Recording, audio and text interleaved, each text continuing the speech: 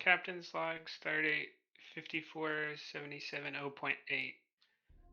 We've been searching the Paulson Nebula for any sign of the vessel that was supposed to meet the Nuasicans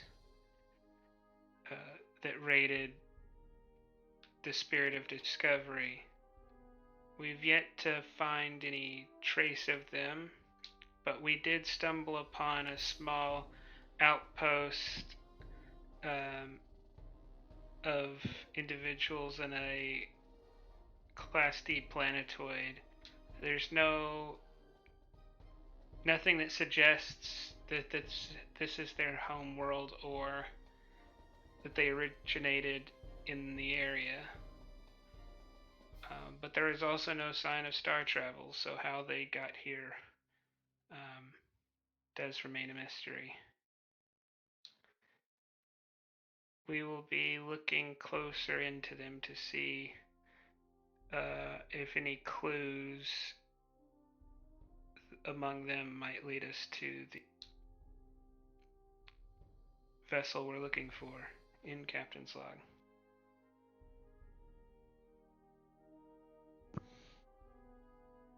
Very well.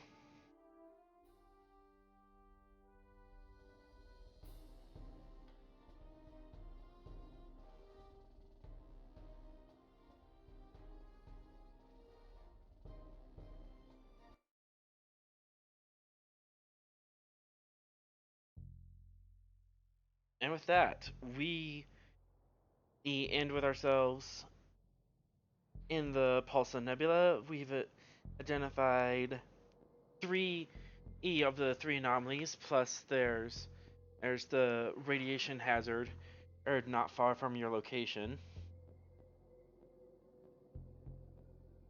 And you stand in orbit of a Class D planetoid with a alien civilization and buried underneath its surface.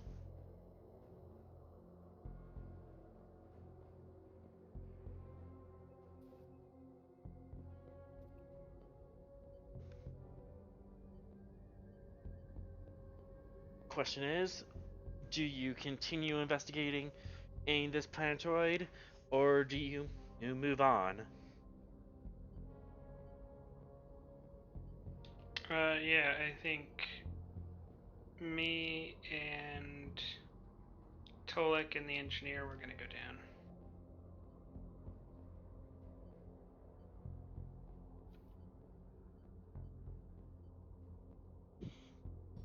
Okay, and did you want to do any preliminary scans, take any instruments or tools with you?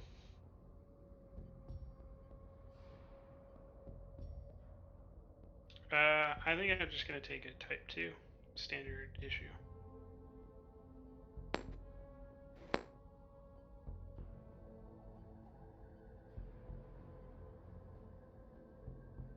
Do we have a medical officer on this OA team?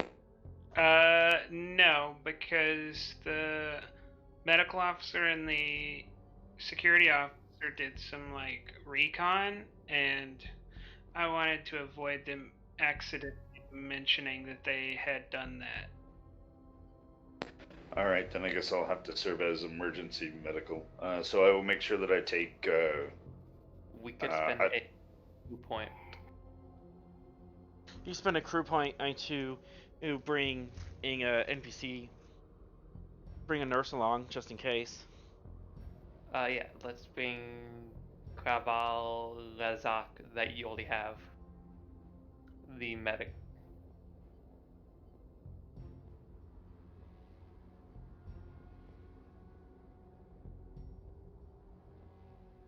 Dr. Razak comes to the transporter room for you guys. Excellent. So an alien world we're heading off to?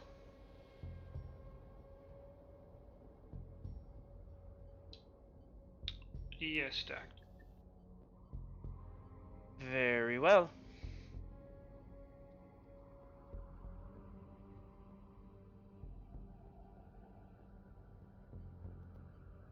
I'll make sure I grab a phaser and a engineering tricorder. Okay. It's part of your standard kit. Exactly. Wait. I have a quick idea. I want to see what happens if we, like, what if we move the ship close enough to where we found those trails. We already scanned the trails. Well, I meant what if we go to where the trails are to see if the plate if the planet would pick us up. Well, like pick up our ship. So kind of like replicate the ion trails, see if that trips out anything. Well, I meant like just have our ship on top, because I'd imagine that would be. I mean, we can beam down and then, I guess Calder is going to be the senior officer on the ship. He can go scan things. I don't have any commanding orders for him. Okay. And where do you want to beam down? What did you want to beam down to the same cargo bay you found previously, or did you want to try beaming into an open area? An open area. An open area?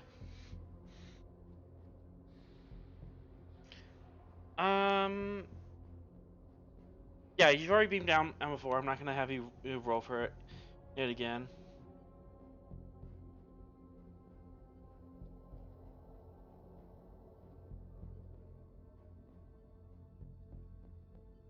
So, step on the transporter.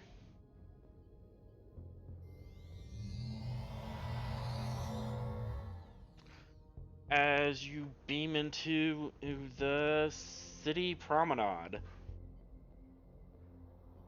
Was that your attention? Yep. Okay. You beam in there, and there's a high cave ceiling, roughly hewn over thousands of years.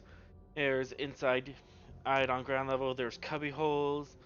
Those where shops and villas have been set up. There's brightly colored blankets and goods and wares being sold, and in the middle of the room is a fresh water spring that just is carved out of the rock face. And the aliens around you are roughly humanoid, 2 foot tall, no, 2 meter tall people, so almost a head and a half taller than you guys, with elongated snouts, almost bird-like, but they have lips and teeth, and they also have a thick tail behind them that they drag on the ground, and their feet are huge Tyrannosaurus feet, huge clawed feet with 6-inch claws on them, and webbing for some reason. Roughly humanoid hands, though. Hands and arms are roughly humanoid shape. Kind of long and gangly, but about the same features. And as soon as you materialize, you take this in, everyone turns to you and gasp. There's an audible shock of silence as people look at you in awe. We are members of the United Federation of Planets, and we wish to meet you in peace. Are you the Reclaimers? Someone asked. No. We come from the United Federation of Planets, an alliance of systems in the Alpha and Beta quadrants. The Alliance? Wait, you're the... Weren't you the ones that were fighting the Reclaimers?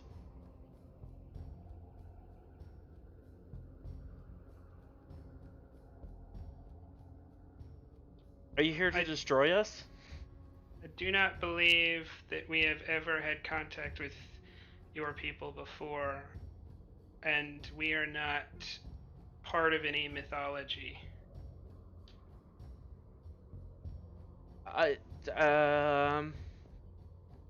There's a woman screaming in the background and running away. Kids are crying, and then a large male. They're roughly a dimorphic. Kind of takes you aside, and says, "Come with me. It's not safe out here. I will take you to our leader." I'll follow him. Another thing I've noticed now that one of them has gotten really close to you, is they have distinctive ridges on their cheekbones, and above their eyes. 3 ridges. I'm sorry, Harry, about this. It's been quite a while since we've had visitors. We must apologize for this state of things here.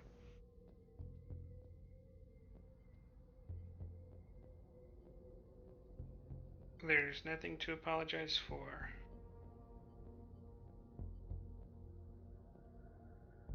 After a little bit, they take you through the promenade, up a few tunnels that are again carved out large enough for them to walk through, so you easily walk through them. And you make your way towards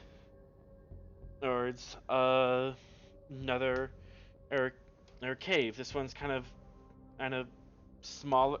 This one's smaller, about good house size. It's maybe 30 feet across by 20 feet across, and in the middle is a bed of leathers, and on top of that bed of leathers and fur, there is an old creaky man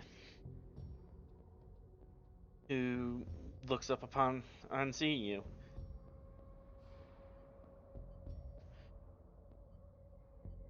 Are you here for the ore shipments? We are not. We come from the United Federation of Planets. We are simply here to meet you and make contact. But why us? No one's ever made contact with us, not since the olden times.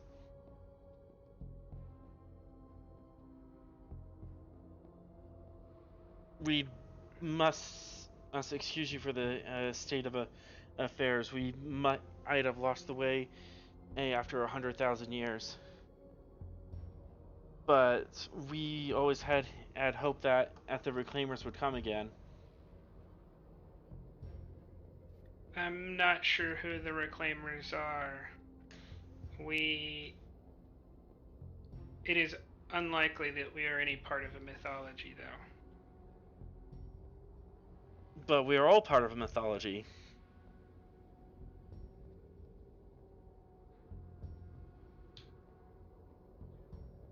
I do think we're part of yours.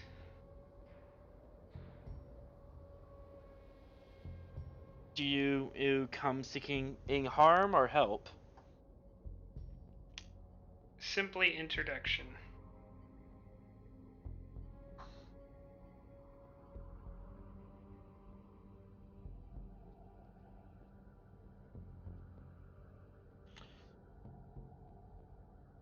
Very, very well.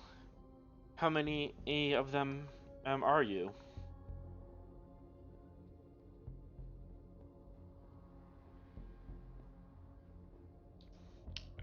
What would you say, Mr. Tolek? Somewhere in the trillions?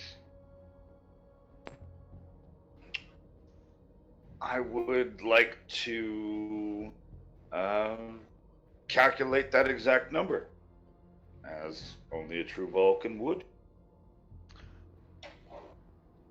Reason science and difficulty 0. Might have to like pull out a tricorder to verify some statistics.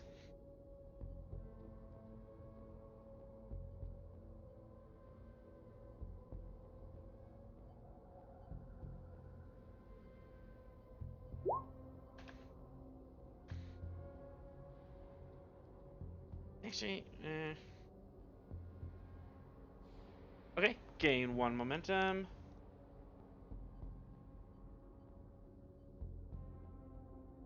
And making some rough assumptions. Ends here. There.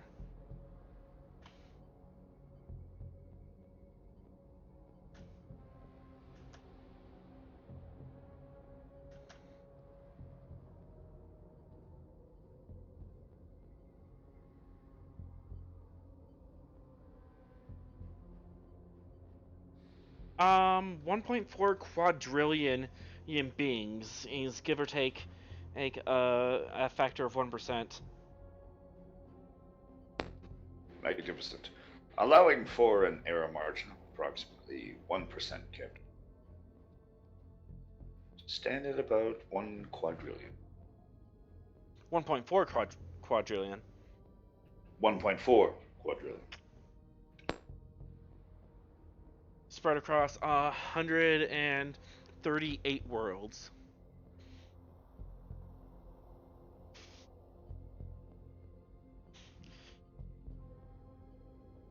So, oh, your people are as numerous as the stars.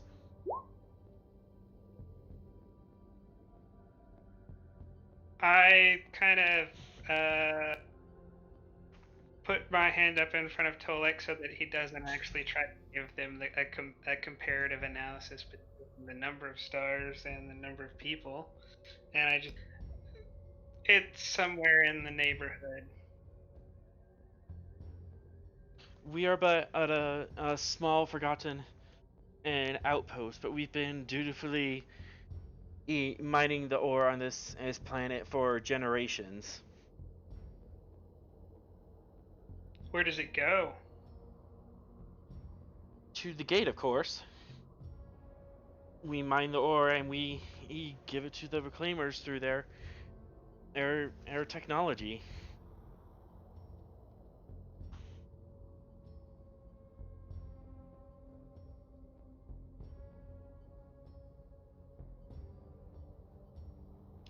Well, we're big on cultural exchanges. If you wouldn't mind recounting to me the story of your people and the reclaimers, I would like to hear it. Meanwhile, I would also be interested if you would allow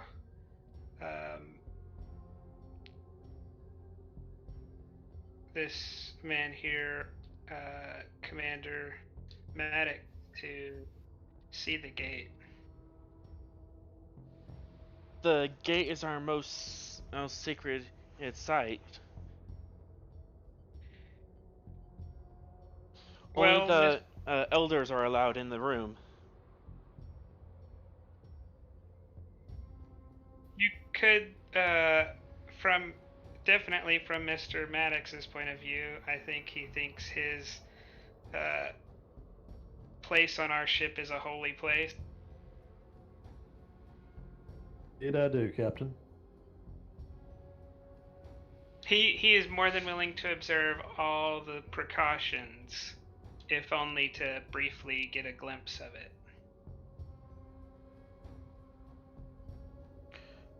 We can see what we can do. And he claps his hands, and 2 other guards come into the room. please show this Commander or Maddox around our facilities. Yes, Jedek. They a bow and Maddox, you are led out of the room.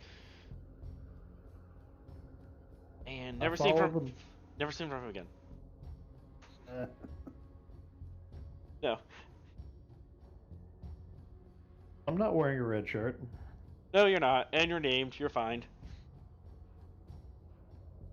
Although you might become. That means nothing. All right, lest we all forget about Tasha Yar. Well, as long as Maddox's contract negotiations work out, we don't have to worry about that. Yeah, they just lead him off to another part of the complex, and we'll come back to you. And shoot him in the head. So, what may I call you, travelers? Federation?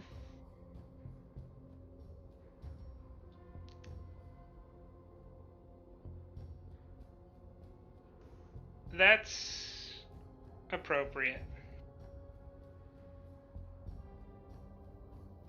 I am Jedek Varsu, leader of the miners.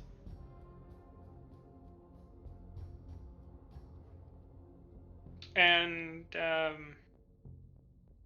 are you given gifts or compensation for the ore?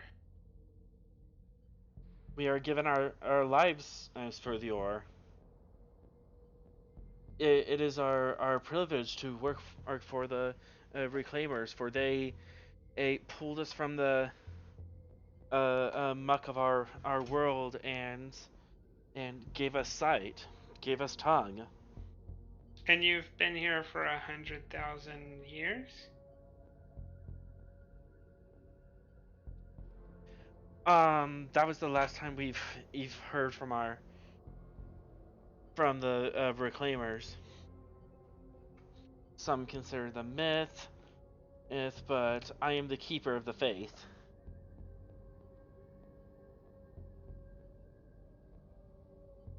In actuality, tales of our mining expedition go back to twice that long.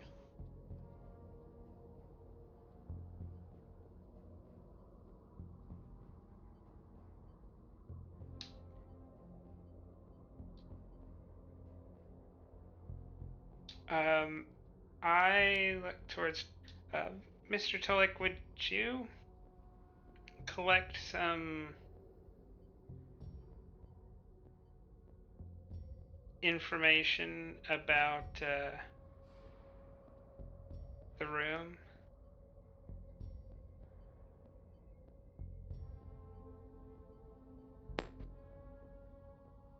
What information would you like me to gather specifically, Captain? What do you need to know of the room? I can tell you of the room. I hewn this myself with my own claws. And he picks up his feet and flexes his clawed feet as an example. I kneel down and touch one of the furs, and I say, "It's extraordinary that something like this has existed for 100,000 or more years. Is there life other than you here?" Why, yes, we keep Ifasu in some of the lower air chambers for food. And we have an Ereborium in the upper air levels. The Reclaimers were very wise as to give us this space and the ability to keep our lives.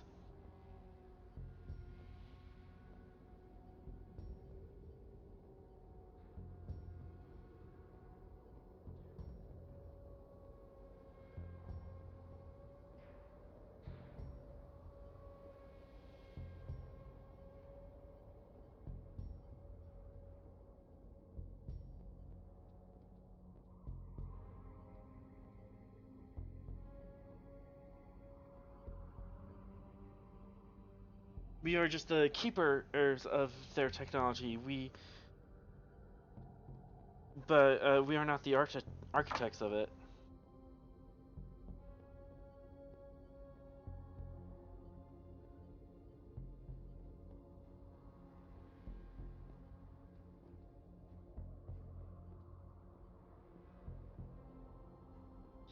Yeah, I don't. I'll just sit with them for a while and listen to them talk about their origin story.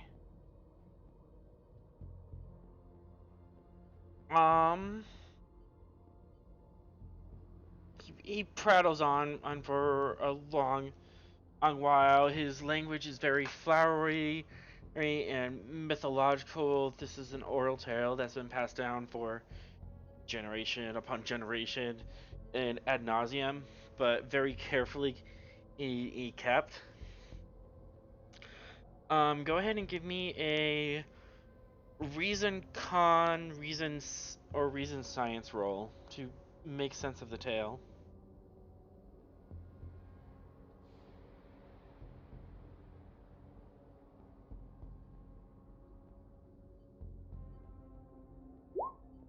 Might be a roll for Tolek since he's also there. Tolik can and assist or lead since he's in the room. Yeah, he'll probably need to leave. All right. Because my reason science is like 11. Alright, Tolek, this is a reason science answer roll. Difficulty, I'm gonna say 3. What was that difficulty? Difficulty 3.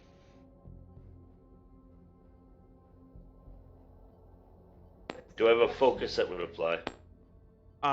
What focuses do you have? Anything in history or anthropology? No, I don't want to say no. No. Cultural studies? Astrophysics, quantum mechanics, emergency medicine, physics, trauma surgery, and survival. Nope. No. Alright, I'll take the momentum for the extra dice. Alright.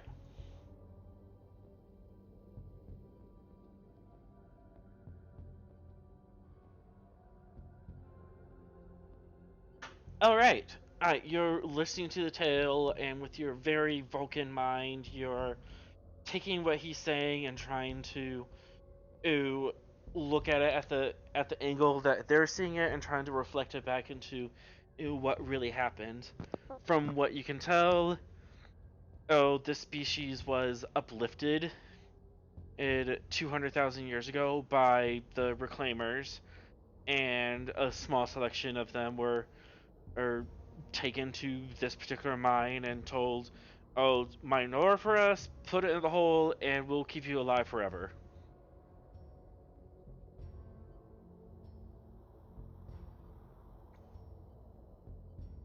But they speak of the time before tongues, the time before eyes, and you're pretty sure that refers to pre-sentience. And the Reclaimers seem to have uplifted them to a sentient life form, and they were so grateful for that that they would do anything for the Reclaimers, and the Reclaimers said, "Okay, mine this ore for us." And that was going well for several generations, and then quite suddenly the Reclaimers stopped coming back, stopped responding, and there was a little bit of a panic that they've been abandoned, but they've just assured them that it's a sign that the Reclaimers think that, well, you're big boys now, we don't need to babysit you anymore, so you can just do this on your own and just do this automatically. And that's kind of the tale that Jedek is taking. That at the Reclaimers didn't abandon them, the Reclaimers allowed them to grow into their own.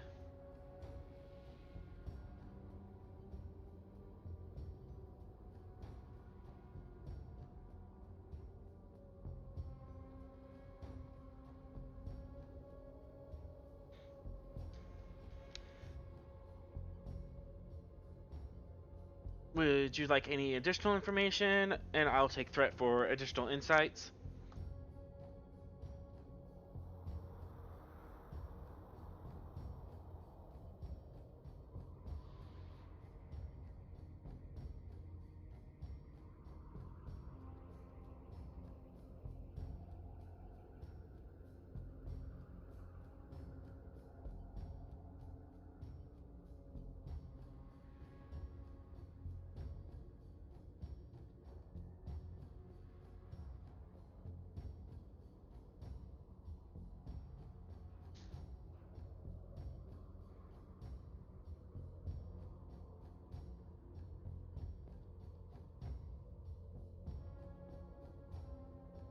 Anything?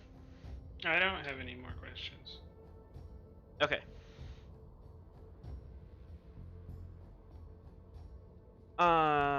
Next scene, we cut back to the bridge of the ship.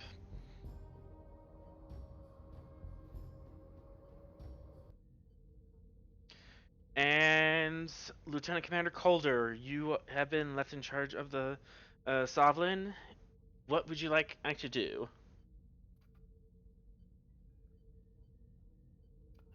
Continue to scan for the Nuasicaan ship.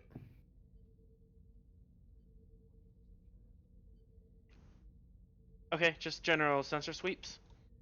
Would you like Okay. to activate a NPC for this? Um, yeah.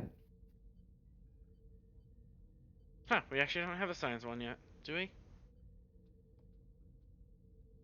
I don't think so. We do not. We only got two. Yeah, we only got two. No, three security. Couple engineer. Okay, so let's make a science NPC.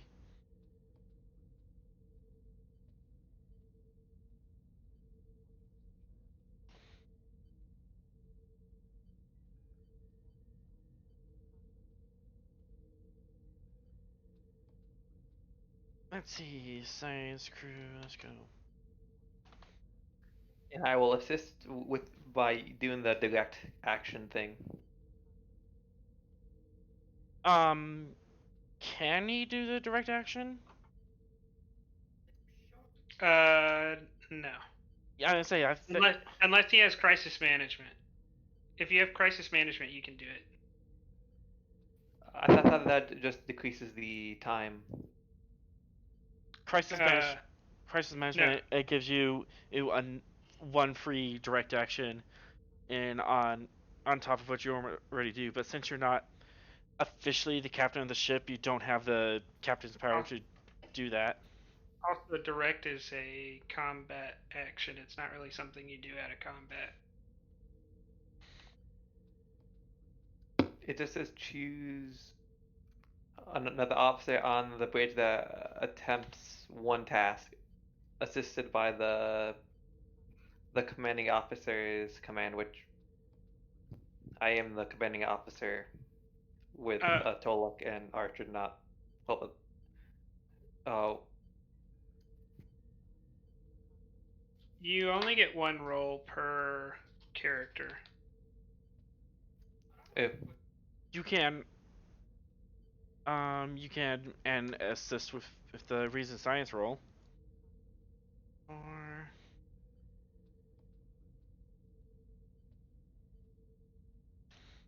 9.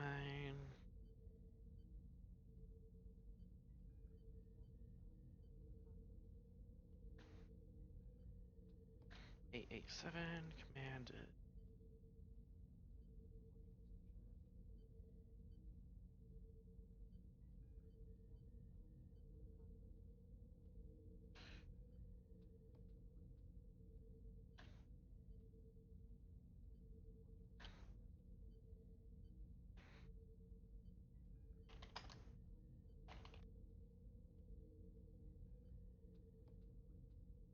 Operation.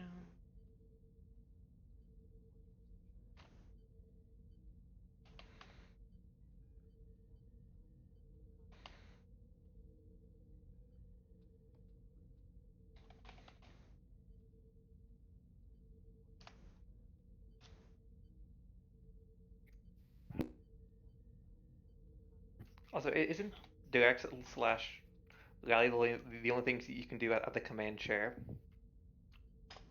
What, the captain's chair? It's not really tied to the chair. It's not- just tied to. Well, tied to being- the station. I meant. I don't think so.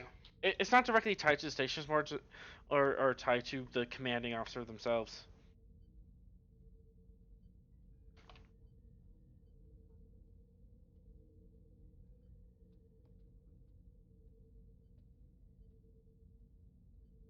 All right. Oh. Can you get? There you go, Matt Patterson. Or Patterso. No, he's Italian. Alright, so you're down to crew support. Reason science. Difficulty 3, assisted by ship's sensor science. Bring it down to difficulty 2. Focus on sensor operations.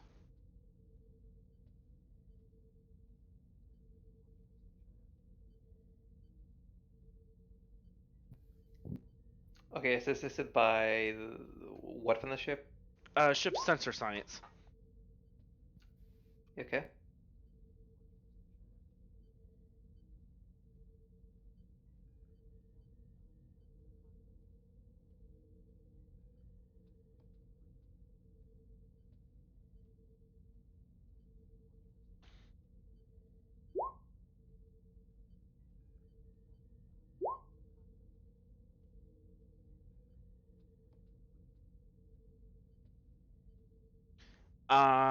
Unfortunately, he's not seeing much. There's too much interference from the nebula. He keeps chasing sensor ghosts.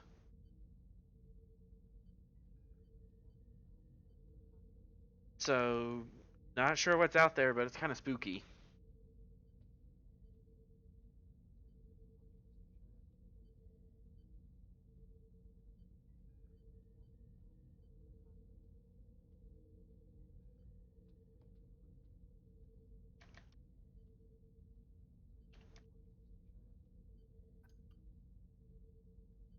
Oh, that's Okay, true.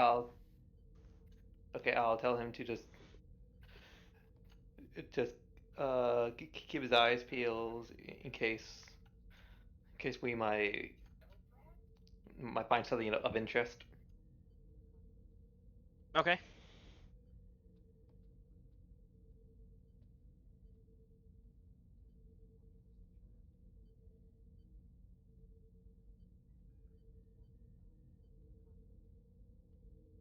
As the ship slowly orbits its planet, deep down below, medics.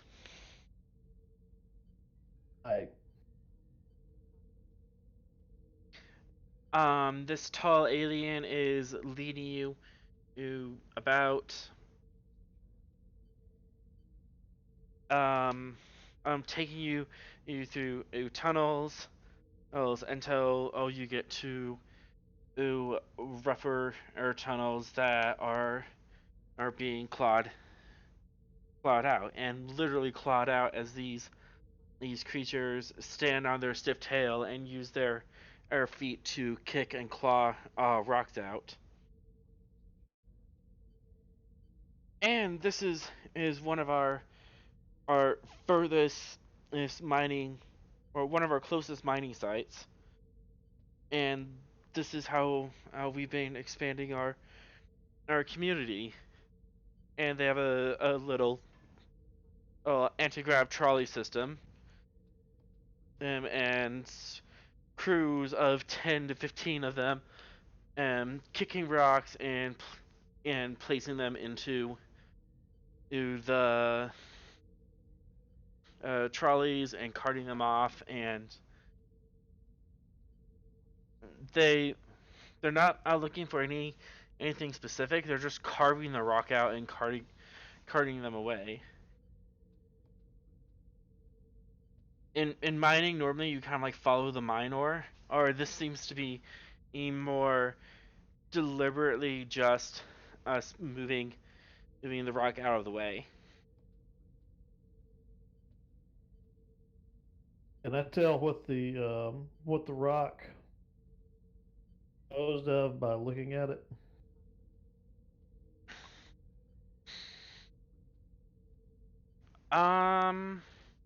Reason, science, or engineering in difficulty 1.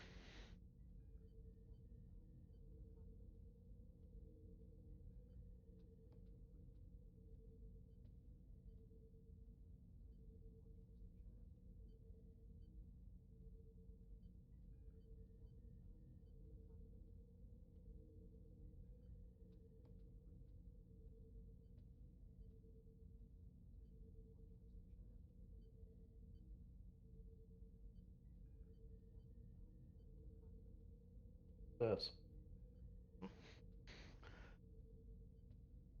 It's very, very, very raw, but these are some of the base elements that could be melted down and refined into uranium ore.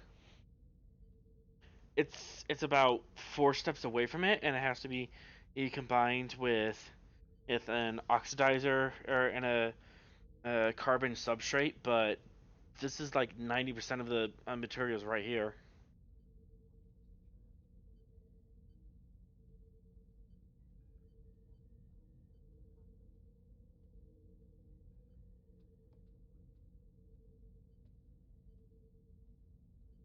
Tell them that I'm impressed with their methodology of extracting the rock.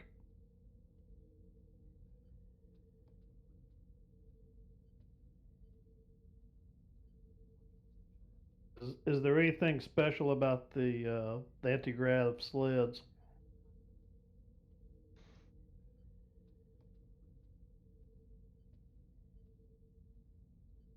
No, there is not.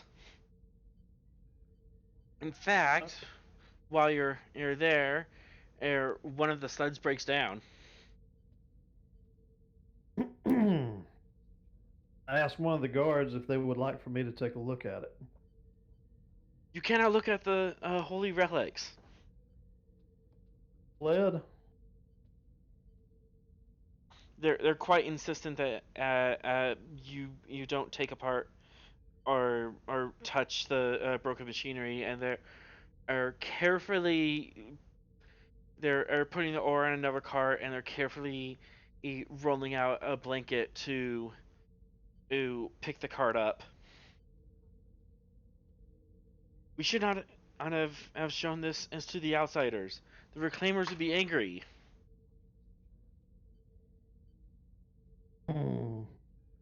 I do not press the issue, and I say very well. But just a casual glance, you're surprised these machines are still working. They're very patched together and jury-rigged to get working.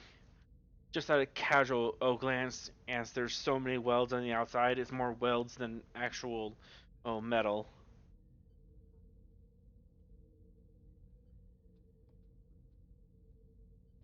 But they're still using anti-grav sleds.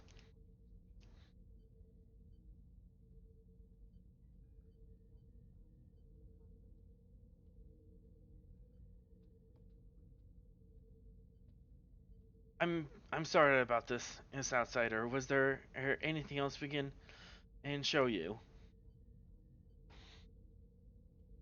Would it be possible that I see the gate from a distance, perhaps?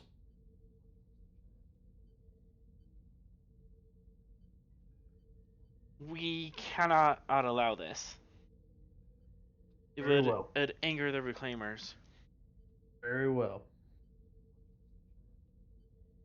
But I'll take you back to your commander.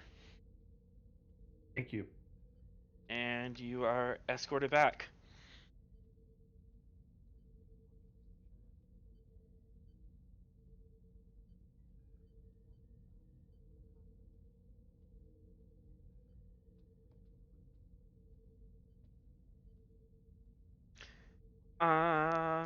back in the command cave.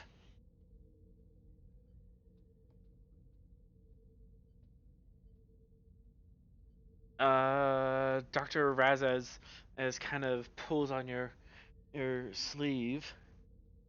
Eve, Captain. Captain, can I speak to you in private? Real quick, who asked that? The Dr. NPC you brought with you.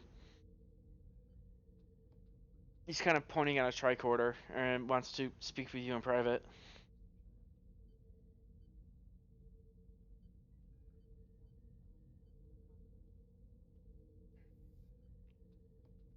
I'll say, that's fine, Doctor, and I'll turn towards the alien and say, I'll be back momentarily. Very well.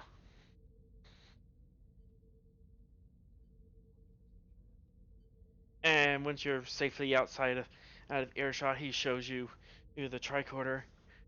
I'm not exactly sure, or these base pairs have been drifting for so long, but I think I know. What planet they came from.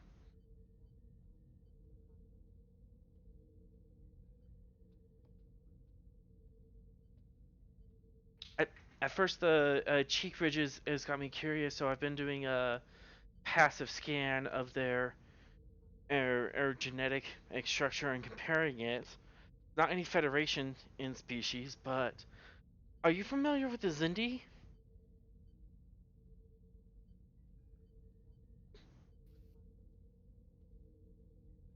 I'm gonna double check the GM. I think the Zindi are in the Federation now.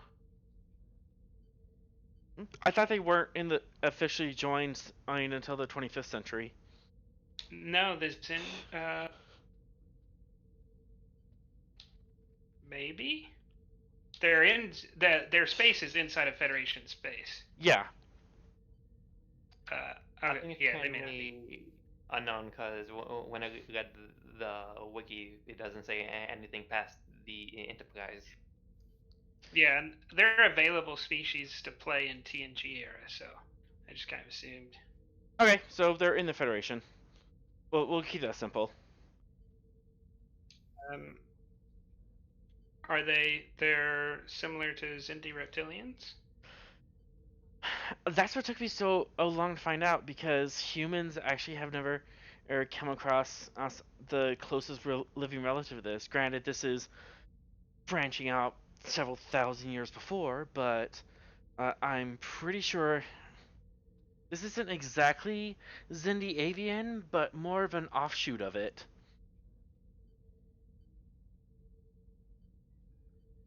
Which would explain in the claws and the strange aerated skeletal structure. They weren't originally evolved for or working underground, but they were evolved for working on cliffs, if I remember my xenobiology correctly.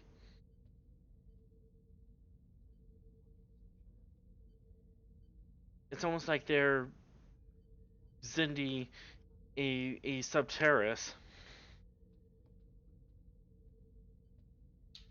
Okay. I'll walk back into the main room. I think it is time for us to leave. Is it possible that we could contact you again in the future?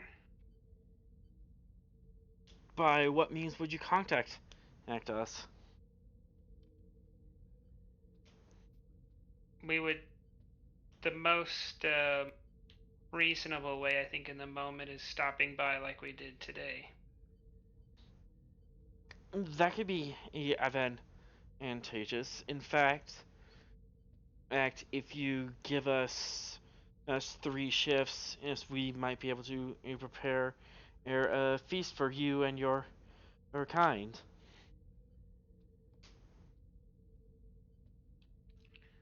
We are currently tracking down people who are hostile to us to prevent them from harming us. So I cannot stay for long. as I must return to defend our people. Then may the reclaimers watch over you and your gallant search. He holds up a hand in a reverent symbol. I kind of give a slight bow and then walk out. Captain to Commander Maddox. Go ahead, sir. Have you been able to find anything out? I was not allowed to view the gate. I did not press the issue. It did take me to a area which they are mining. The ore that they're extracting basically is the main element to creating duranium. They're using anti-grav sleds that are ancient at best. It's purely a miracle these guys still have these things around. Do you have a pretty good idea of where the gate is? Base. Give me an insight con roll. Difficulty 3. Difficulty 2. See if you can kind of like manually trace the mine carts and stuff.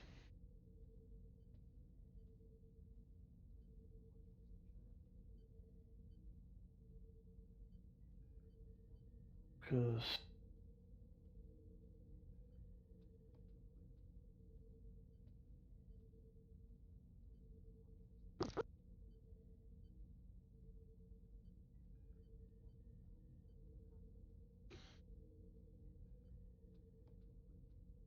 I'll let you succeed at cost. If you like. did it cost? Cost will be 1 threat.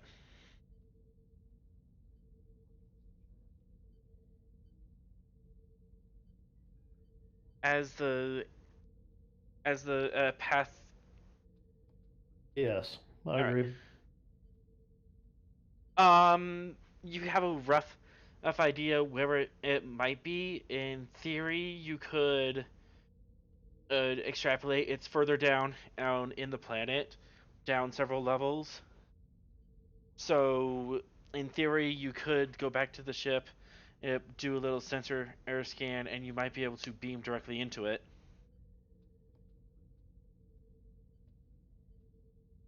Or at least near to it. I relay that to the captain. But all the minecarts seem to be moving down further into the planet.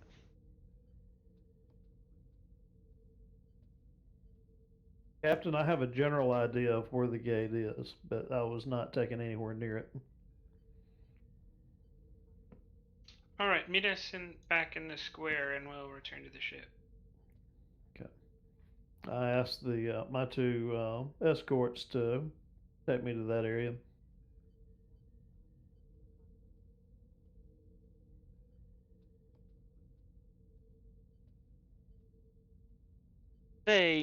Okay, so you're all slowly gonna be meeting back at the promenade, and it is there in the promenade when suddenly, as you are gathering into the promenade, there's people shouting and yelling, and at first, as you're far away, it just sounds like a general unrest. But then, and as you get down into the bowl, weapons fire is heard as laser air shots start ricocheting across the wall, and 3 people will start throwing shots at you. Who's shooting? Some of the locals. At us? Yeah. They're taking. They're in general very upset at your presence and trying to make you pay for or the sin of existing. Almost like you're blasphemous to them. Yeah, I'm just gonna hit my comm badge and call for an emergency beam out. Before that happens, there, GM. I'm gonna spend a threat, get an extra dice.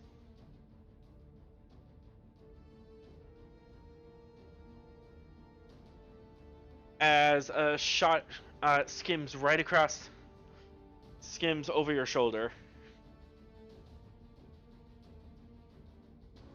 And Captain, give me a presence and command roll. Difficulty 1 to order an emergency beam out.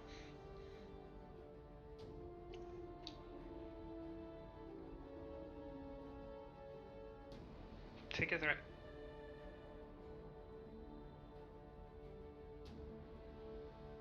One threat.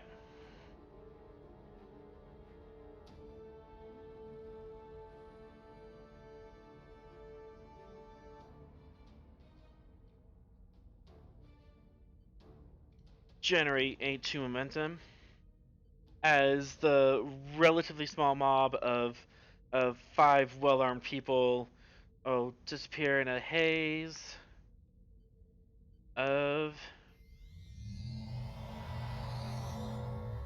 blue sparkles, and you are back on board the ship.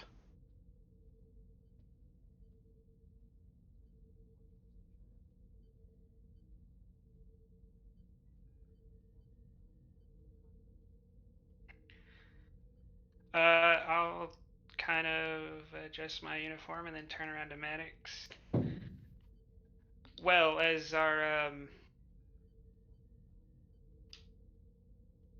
resident on matters of engineering and spiritual matters, could you divine the location of the holy place and the gate? I'll give it my best shot. I want you to see if I think it's a transporter from their description. If you could try seeing if there is a device that is looking for a signal or receiving inputs in that general area, we might be able to confirm it's a transporter or something else. How much do we have? How much access do we have to the Iconian reports from the Enterprise encounter? The general idea that the Iconians are there and this is kind of what their technology is for, that's for use. If you want Iconian energy signatures, that's going to be a roll. Like if you want, like a my main specific thing national... is the main question that I'm wondering is about the Iconian gates. Mm-hmm. Would that have been that would be common knowledge from that report, right? Yeah, that's public Okay. knowledge. That was a freaking news report. That's what I thought, but I wanted to make sure. Yeah, absolutely. Just make sure there's no metagaming. Yeah, any information about the Iconians, the existence, and their technology is for use. Only Starfleet engineers, heirs, and command, and would have been made aware of the virus attacks. But otherwise, everything else is public knowledge.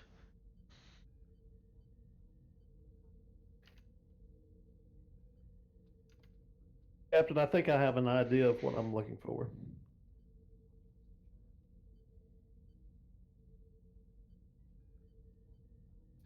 All right, let's hop to it. I'm heading to engineering now.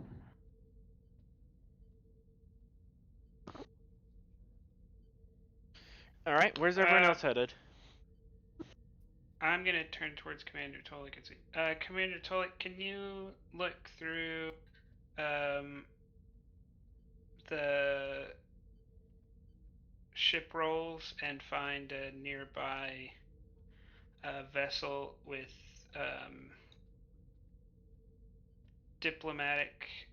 a high amount of diplomats on board, and probably also a significant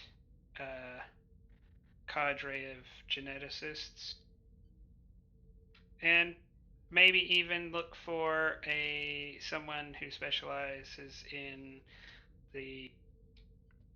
archaeology related to Zindi avians. There might be a galaxy floating around here that has at least one or two of those. Aye, Captain. And I will conduct the necessary scans.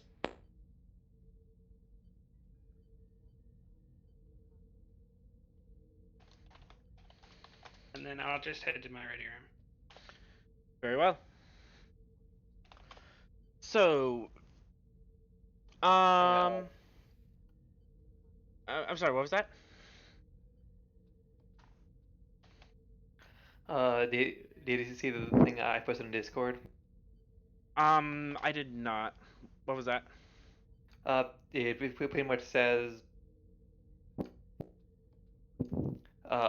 something that I pulled from the core for commanding officers, and Oh, whoever's because been I giving was, in command at the moment. Okay. yeah, like I would have been able to do that because I was the commanding officer of the ship. You were But appointed only command of the ship for the time being. Okay. We will keep that in mind. Sorry about that. it's fine next time.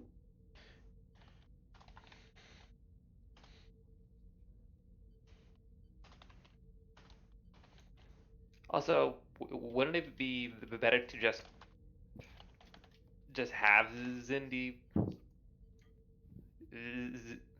well, find some Zindi members to assist with these avians? That's a possibility. It would have to go through the fleet network, Eric, to see if we can and pull a Zindi diplomat and to go with them. Okay. I will make a quick request for Maddox if possible. Because I'm guessing I probably heard about some of the like seeing, like, he probably reported about the sled being near there. Well, the conditions of one of the sleds.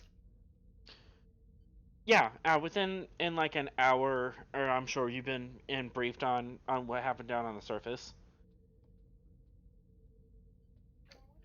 I would like to ask him if it's possible for him to figure out how many, like how long it would take for all the rest of their sled stuff would no longer be functional.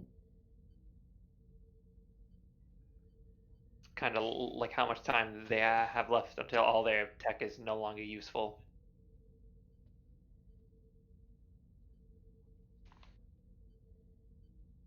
I'll look into that after I get done with the captain's request.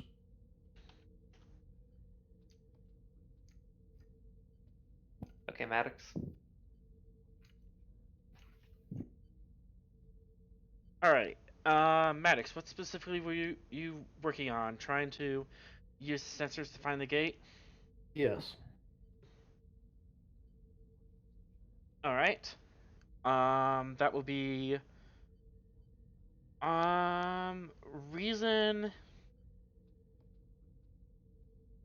I suppose I can make this reason engineering, and you're looking for energy signatures. Reason engineering difficulty. Let's see. Looking for alien tech. We're near the planet. Difficulty 4 brought down to difficulty 3 with advanced sensors. I'm spending 2 threat to increase the complication range by 2.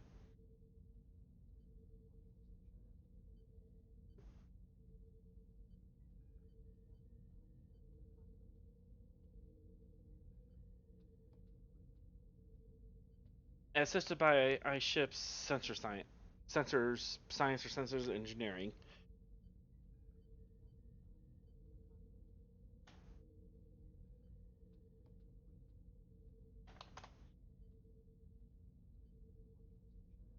Starship power systems, give me a focus for this.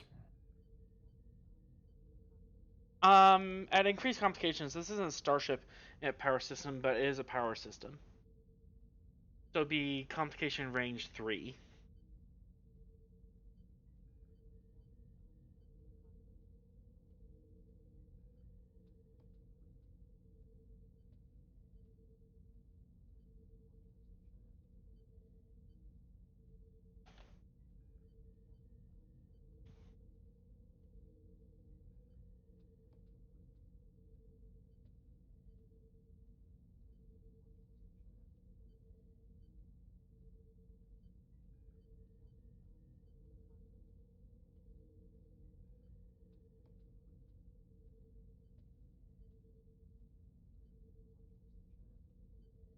What did you say the difficulty was?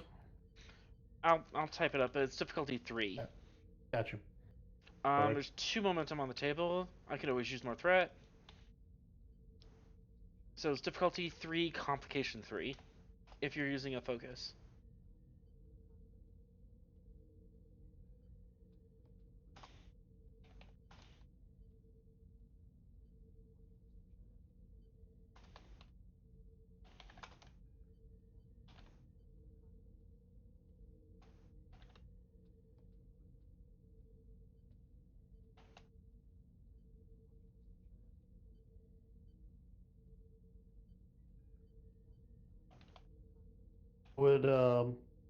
Would perusing the report from the Enterprise on their encounter with Iconian technology help me?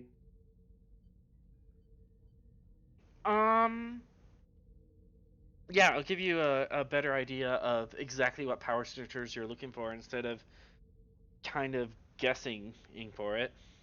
Okay. So seeing this, is we want to back up and get the Enterprise report?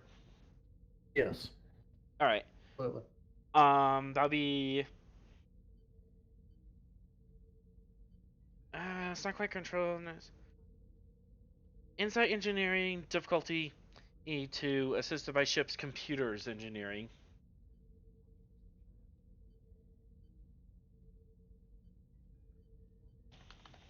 I can use the Starship computer systems for focus. Yep. As you're basically just pulling up their logs.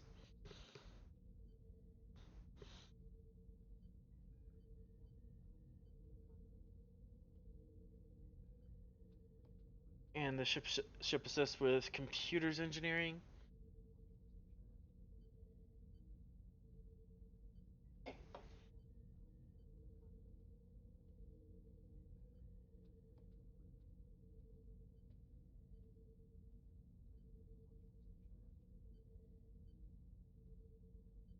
Someone rolling for the ship?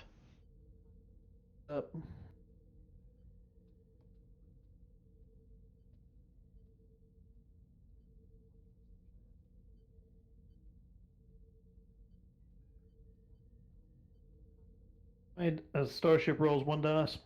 Starship rolls 1 dice and always has a focus.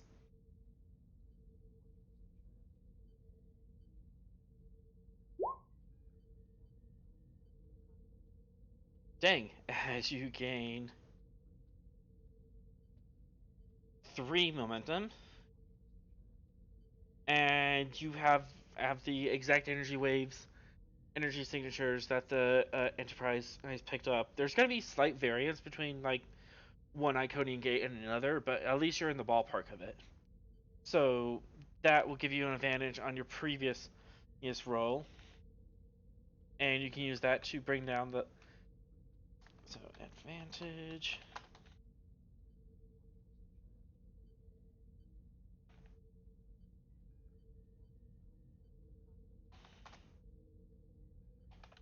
You have an advantage of reference data for Iconian technology, and you use that to bring down the difficulty or bring down the complication range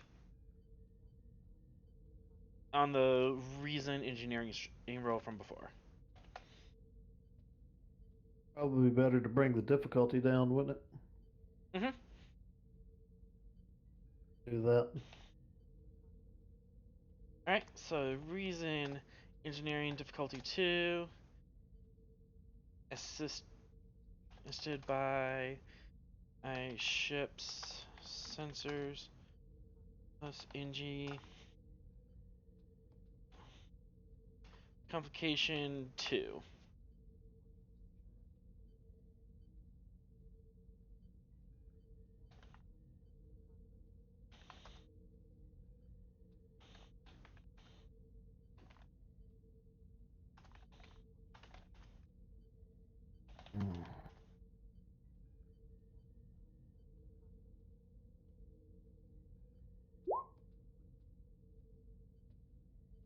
Mm.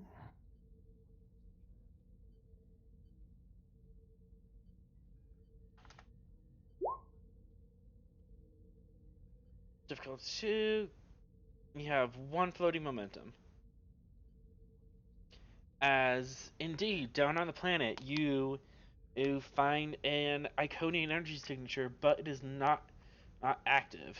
It's in a standby mode.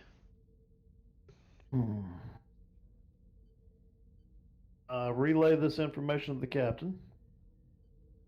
Did you want any extra information, or did you want to create an advantage with the extra momentum?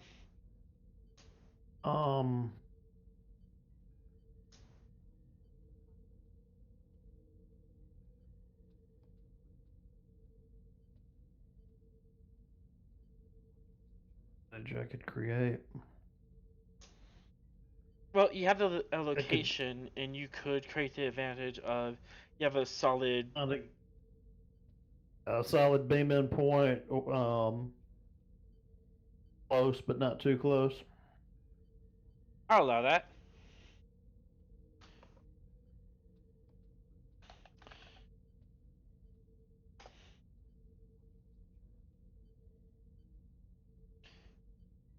No, pop up, go away.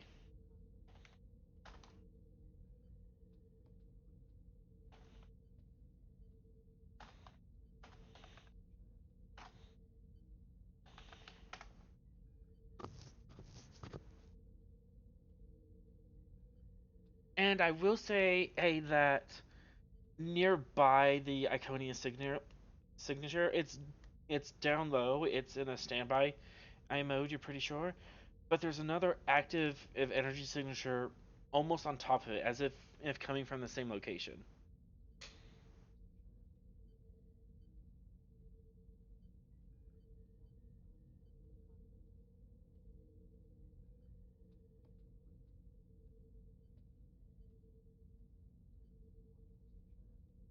I will report that to the captain. Very well, Captain. You have a report. And that threat spend was to account for our Dr. Sullivan not being here. I'm not being nefarious.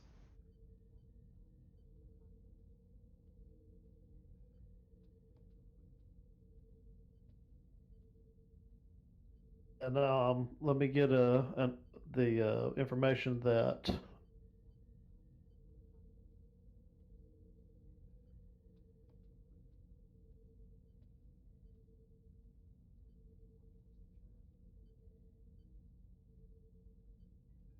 Commander Calder request.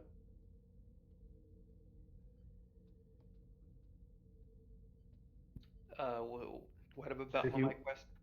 I think you wanted an estimate of how much longer I thought those anti-grav sleds would continue to function. Yeah. Reason engineering difficulty 1.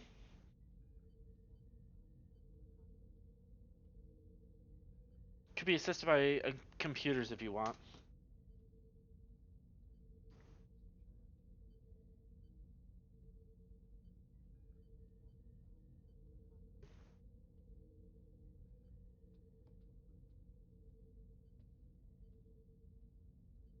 have the ship's thing ready.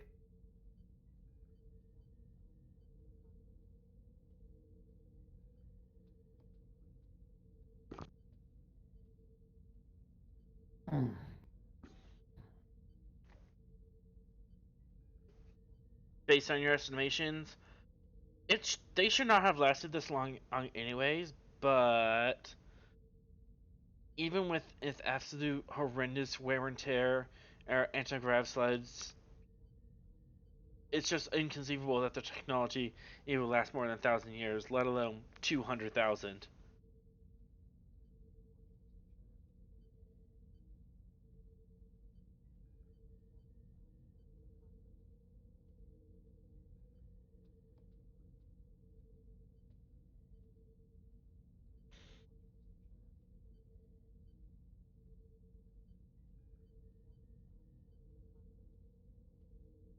Have some good engineering knowledge.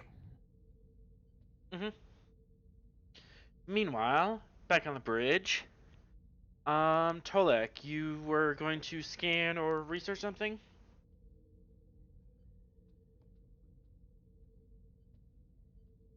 Uh, Tolek? Yep, I'm here. Sorry, Okay. the Discord voice disconnected. Yeah, it does that. Very well. What were you looking up or scanning? I forgot what you were assigned to do.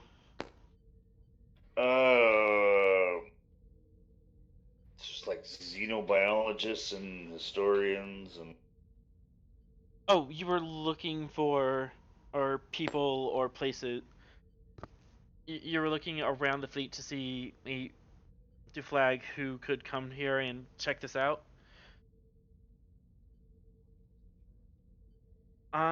Yeah, that was it. Reason and con difficulty con or command difficulty E1 assisted by ships communications con or command. Okay. Say that again? Yeah, that was. I'll type that out. Yeah. Reason. Actually, it wouldn't be reason. It'd be presence. What am I thinking? Presence.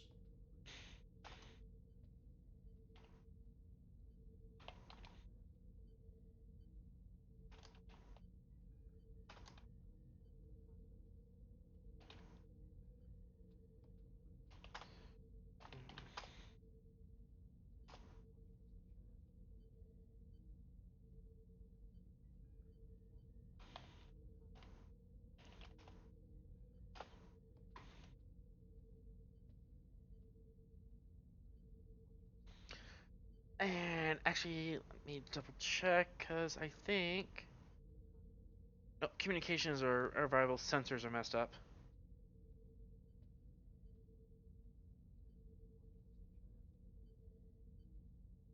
Yep, just diff one. Presence plus communications differences by ship. Presence plus.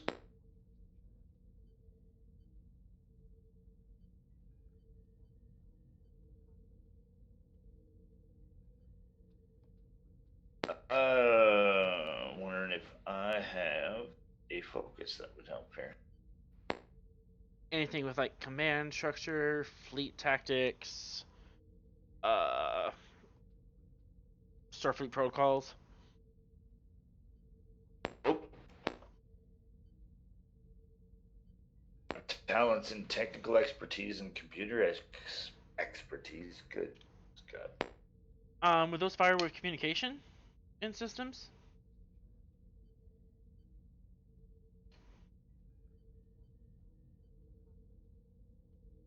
Who what?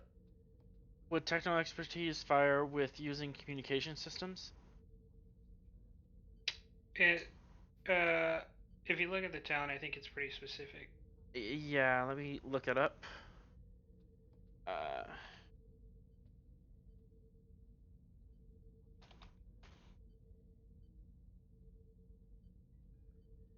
Technical expert. No, back.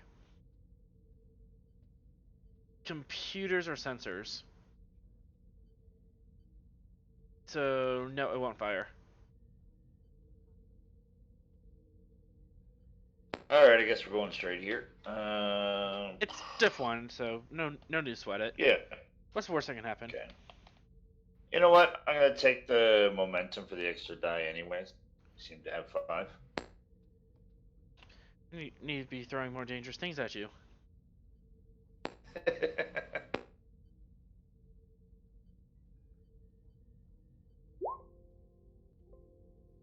Good goddamn thing I took that extra dice. And the ship assist.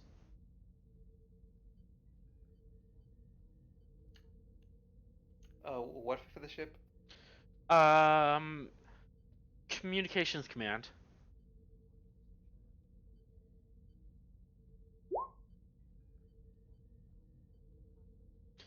Alright, generate 1 momentum back. Whoops.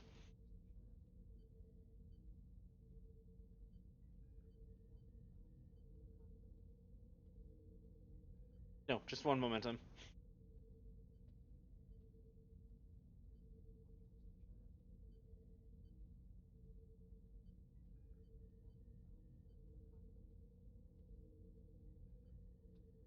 You can. You should be able to recall them all by hovering over it. Yep, I see it. Alright.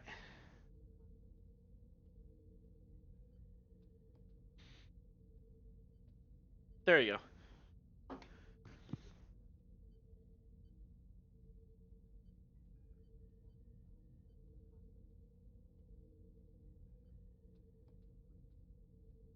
As indeed a Tuluk,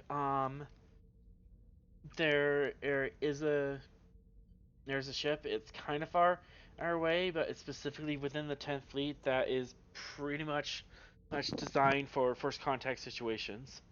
The USS Kismet. And I will. Admiral Nia agrees that the Kismet would be the best for this job, and once they're done with their current mission, and they will be heading over. I think a bit anyone wants to say maybe try and assist them for finding a better suited home, because all they're doing is working for someone who is currently no longer among us. But the Reclaimers will return and thank us for all their great work. We cannot abandon in this site.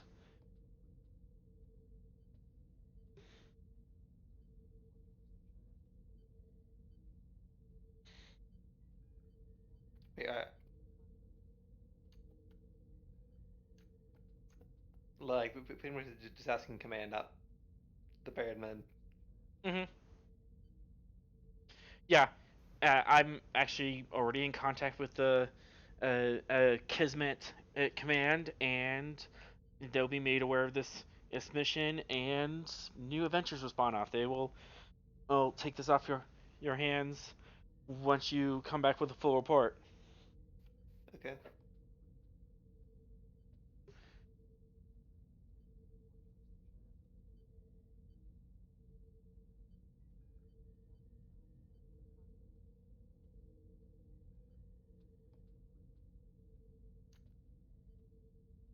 So should we do a second attempt on the scan with Tolik back on?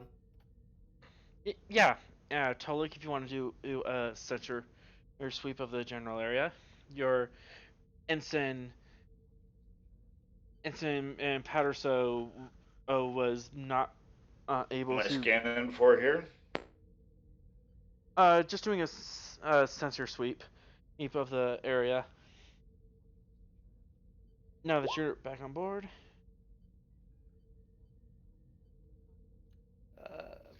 I think I got the wrong skills there. Hang on. That was completely It's, wrong. Reason science. Difficulty science. 3 brought down to 2 because of your sensors, assisted by ship's sensor science. And you will be assisted by Patterson also. Yep, Patterson can help.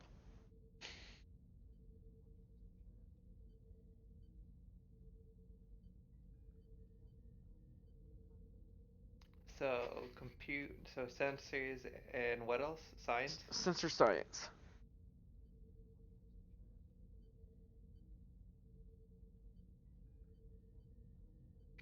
Let's watch that. Aw, I was kind of fun with it. But yep, you have 2. So yeah, you just come out flat with the quash. As indeed. Well, yeah, we only got. Yeah, so we're actually down to 4. Because Tulloch only got 2, and Patterson got 2. So yeah. Yeah, but you were at 5 previously, so the roll just came out even, and you would still be at 5. Okay.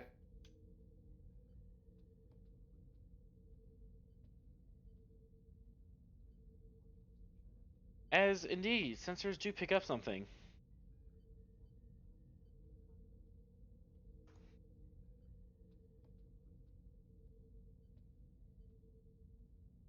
Hey, there's a ship there.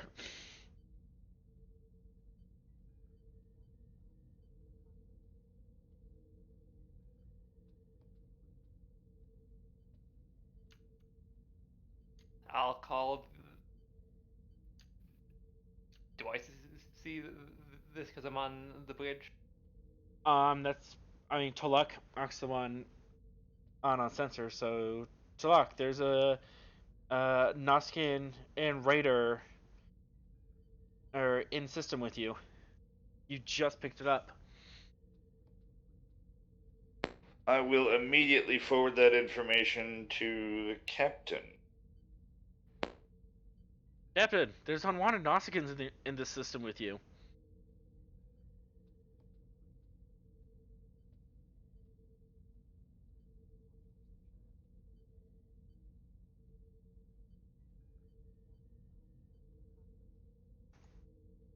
Alright, I'm being premature. I'm putting on combat music. For additional momentum, I can give you more information about what they're doing and what their ship status is. But you can tell just at a glance that they're in system, they're moving towards you, and they're at red alert.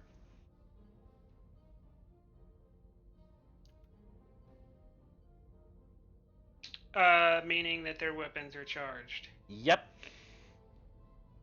Bring us to red alert.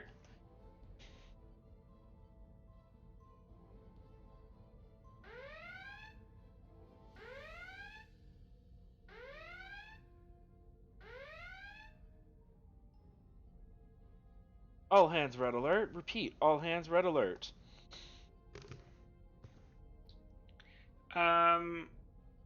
Do we have at least like 3 minutes before they get here? Yes. Yeah, you have a couple minutes. Commander Tolek, would you like to really quickly perform a calculation of their chances of success and send it to them? Absolutely, Captain. Insight security, a difficulty 1, assisted by ship's computer security. Would you like me to lead the insight security? Probably. Mine isn't the greatest. Okay, mine is a 14. Yeah, mine's 10. Alright, Okay. Calder, Eric can do tactical analysis like that.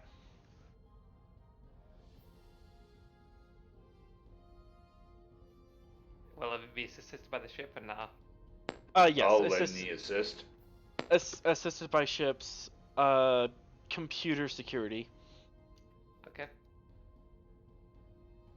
What's the difficulty? Difficulty 1. Okay. You can almost do this offhand, but just to get the exact details of how much they're outclassed. Someone will go the ships.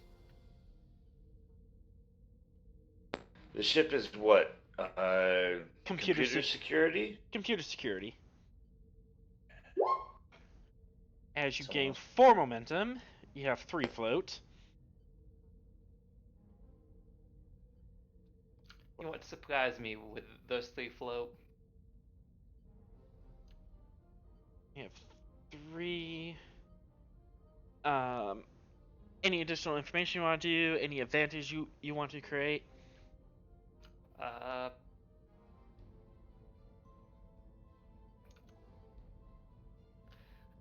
Whatever one be here, because I have an idea to have the ship to just turn around and fly back home. Well, back to where his boss is with the same momentum. If that's reasonable to you, God. Yeah, that's reasonable. In fact, that's kind of what they wanted to do in the first place. As they get a good sensor lock on you, turn around, and full impulse away. Let's follow him, Mr. Archer.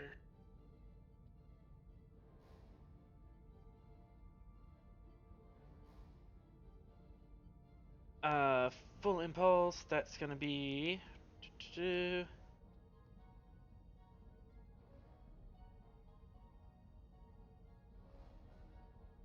Control con, difficulty 0, assisted by ship's engines con.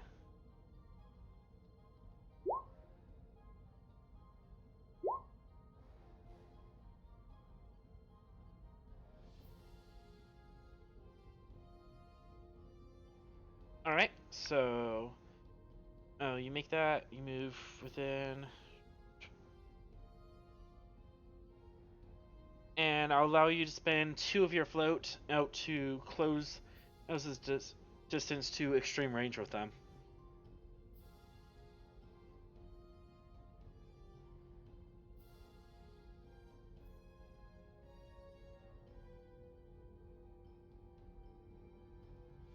Do you want to close to extreme range, Captain?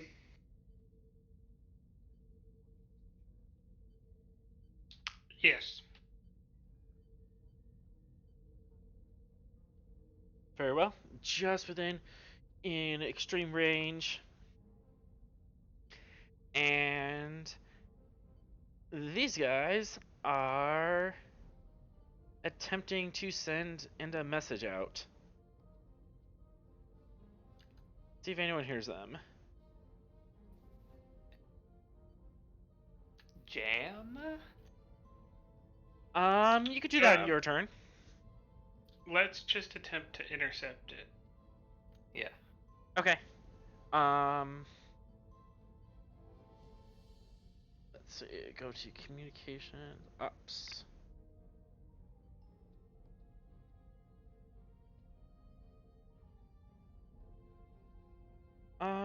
They're gonna use some sort of encryption on this.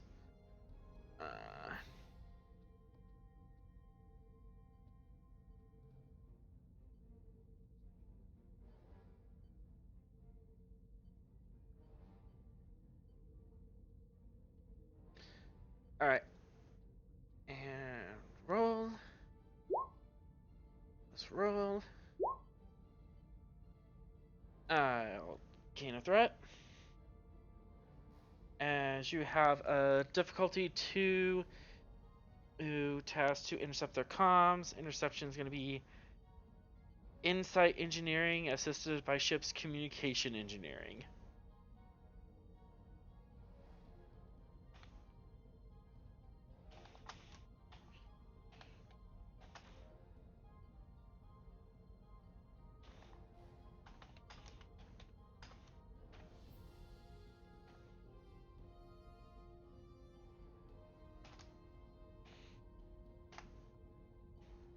Alright, and turn goes back to you as they're screaming into the radio.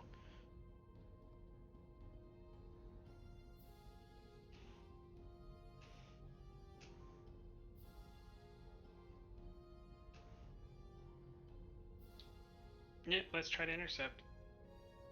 All right. Insight engineering, and difficulty 2, assisted by ship's communications engineering.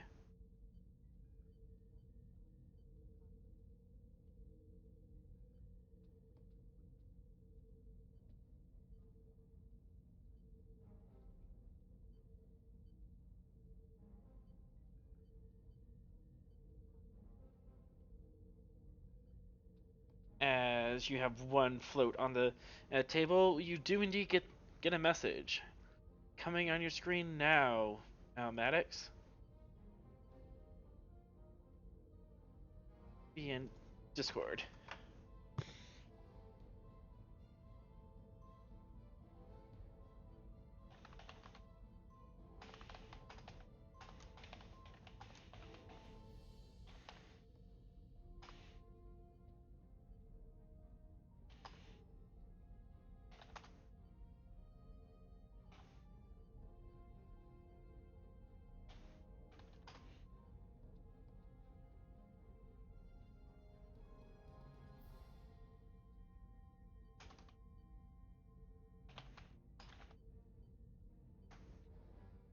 Very simple message. Captain, I have decoded the message. The message simply states Federation ship near mining outpost 3, sector 426, mark 841, steamrunner class.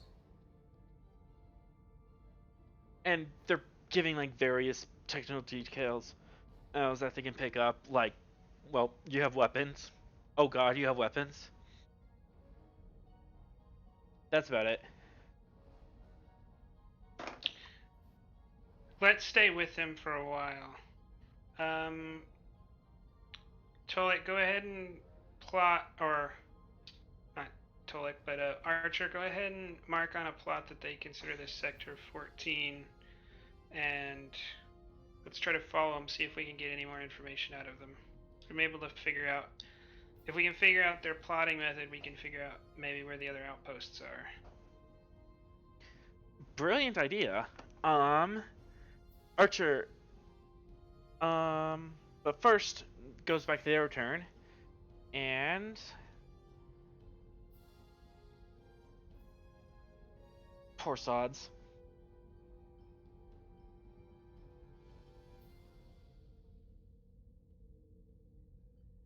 Let's see if I can do this.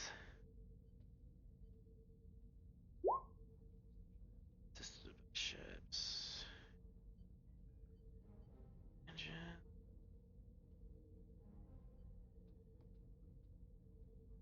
Well, I got one out of that.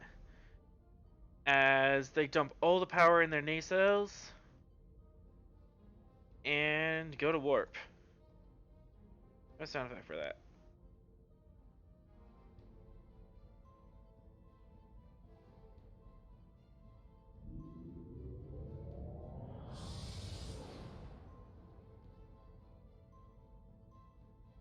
And they just rabbited it out of there. And it's now your turn.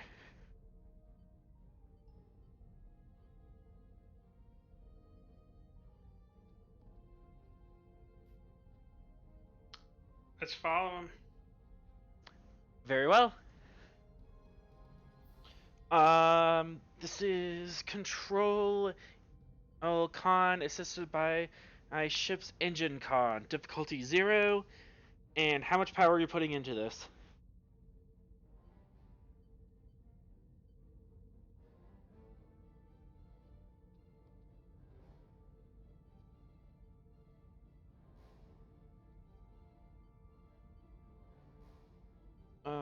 Oh wait, actually, wait, there's no need to roll. Just how much power do you want to put into the warp jump?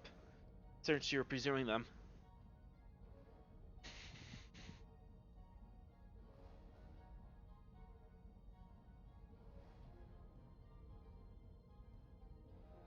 For every... Okay, so for every power error you put into the warp drive, you're going 1 warp factor. And if you meet or exceed how fast they're going, you can intercept them. If you don't meet that, they manage to get away. Also of note, these guys have a power core of 6, so they only have 6 power they can dump into their systems.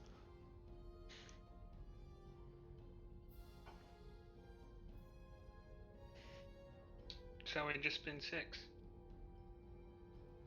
All right. Spending 6 power. And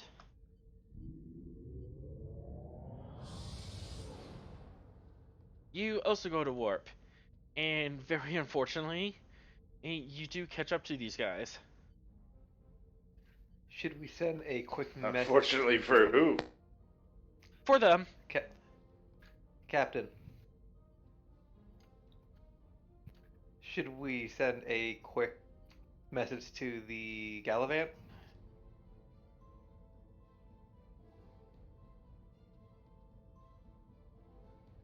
That was your turn. They're gonna try doing things. Would the Gallivant have had time to return the Any ship would be like at least 12 hours away.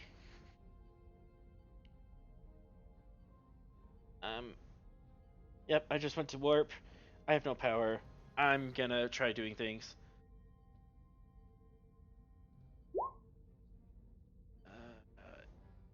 Engineering. Maybe?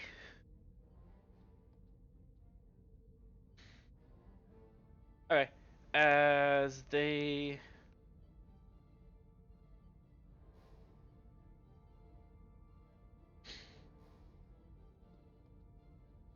They gain just a very little bit of power, air back, from their warp jump. And that's their turn. It is now yours.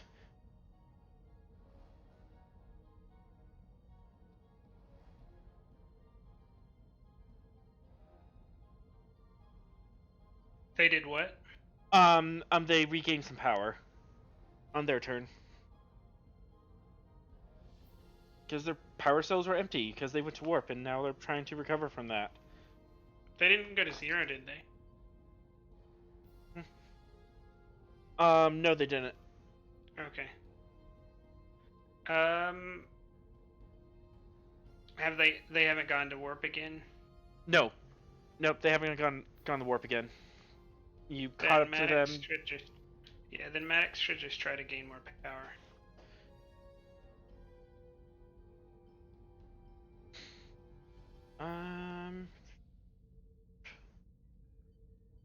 Okay.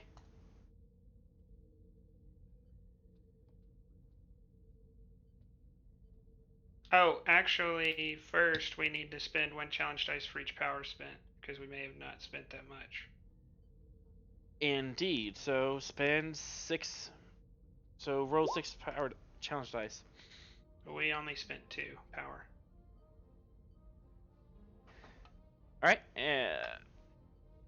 you gain that back. Maddox, did you want to regain in the extra 2 power? Or Calder still has a turn? Before the round's over? I could attempt to reclaim the power. Go for it. What specific role was that? Daring or control engineering, difficulty 2.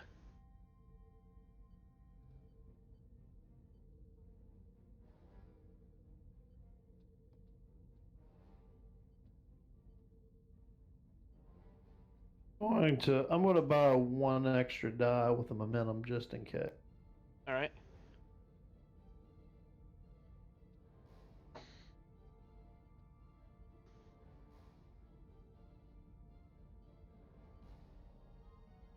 Oh. Gonna quash that? Hold on for a second.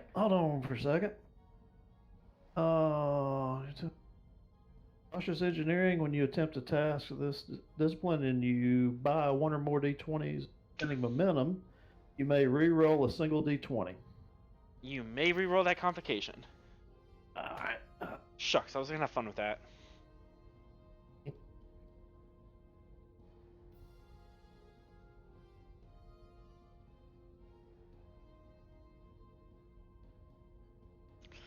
As your fingers are flying over the console, your finger missteps, and instead of gaining more power, you almost vent into plasma from the naysayers. You're like, no, no, no, no, no, no.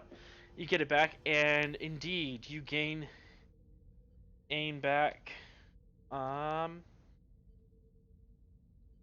one power plus one for each momentum you spend. So you generate momentum. You generate extra momentum. You can spend that, and you can get back your all 11 of your power. Make it so. Your capacitor is now full. Captain, full power wired.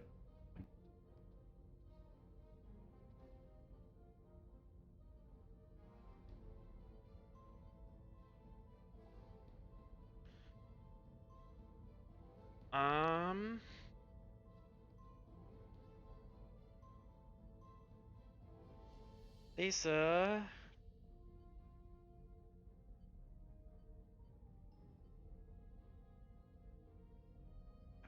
Structure con.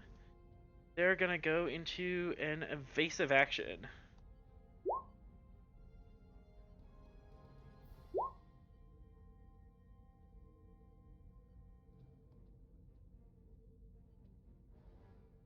Alright.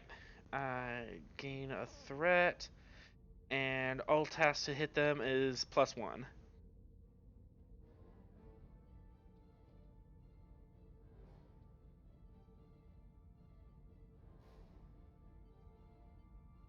As the ship starts duking and diving across the skies.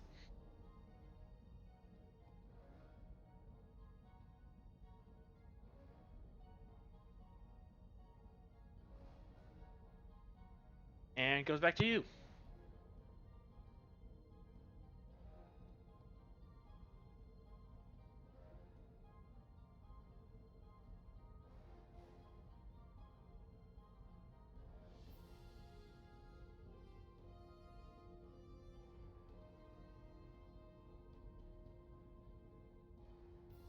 How many? What is our scale? Our scale is 4, so we have 4 turns, or we have 1 turn. Yeah.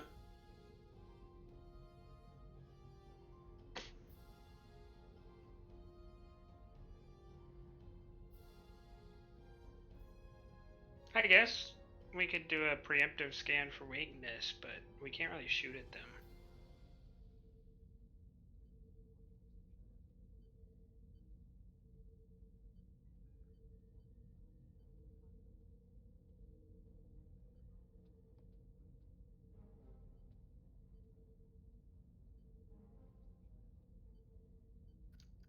If that's what you want to do. I have an idea. It's up to Calder. Ooh, I like ideas. What's the idea? How about we do a attack pattern to counteract the evasive action? Seems reasonable. You okay with that, Archer? I'm okay with that. Thought came to my mind myself. And with your ship, you have improved impulse engines. So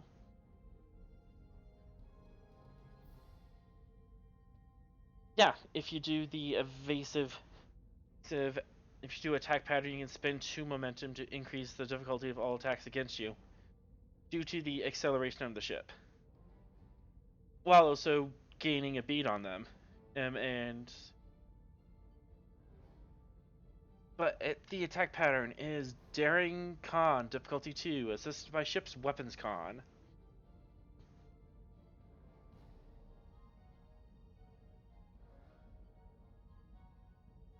I think I'll use a threat. I'll take No, that. sorry. 1 momentum.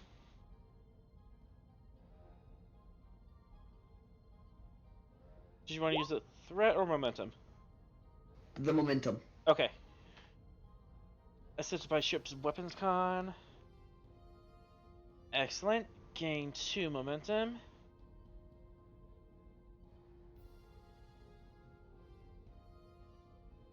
As essentially you counteract their evasive action, and Archer, they duke, you duke with them, and you're just right on top of them, giving you guys a beautiful shot at them if you want. Their turn.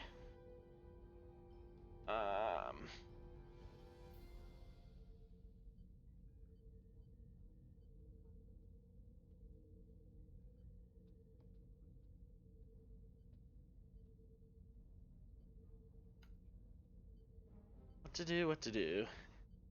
They're not liking this.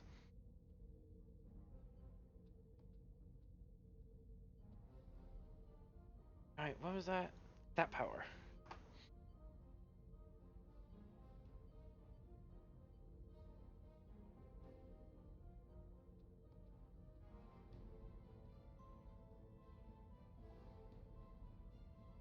Okay.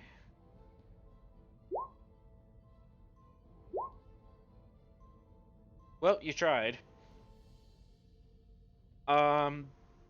They attempted to modulate their air shields, but nothing happened.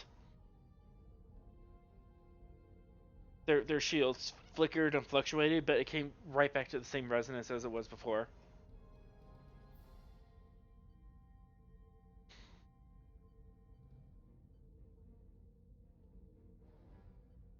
And your turn.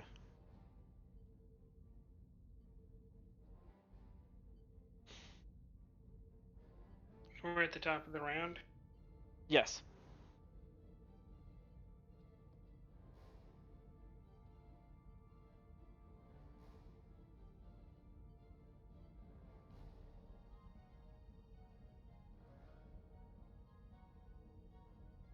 Top. Maddox could overcharge the engines.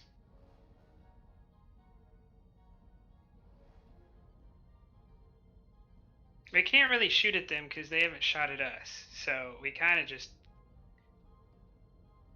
can follow them. I mean, we could maybe figure out where the destination is.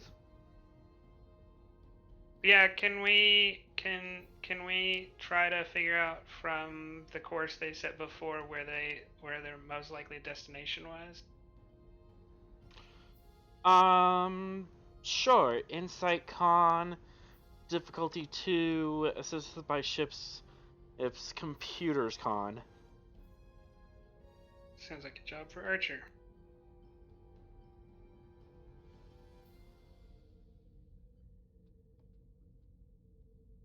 Insight con diff 2 assisted by computers con, as you're trying to plot a course. And I believe sensor imaging would work. I'll allow it.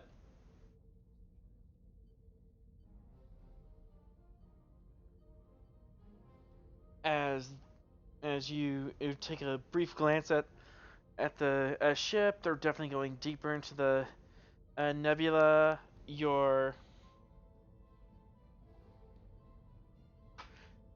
computer makes the rest of the work, and yep, you have a good idea of where they're headed.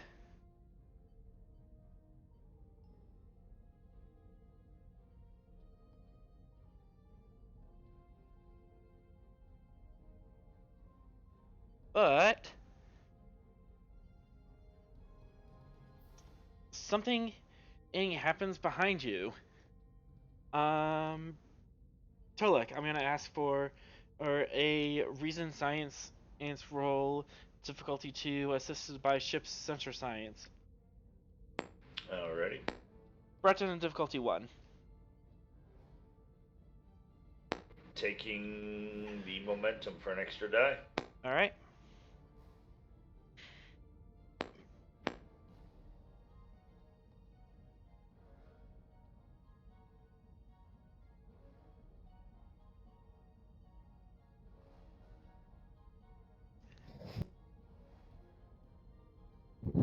assisted by ship sensor science.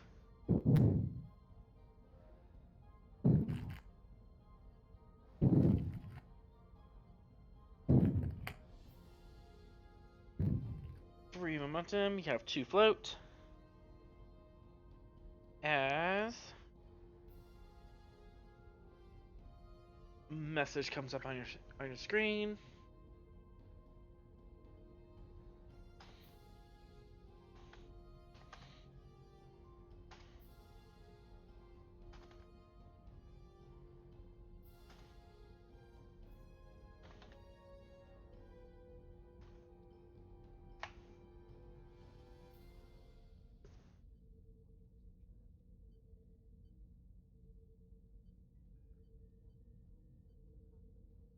Message sent to you on Discord.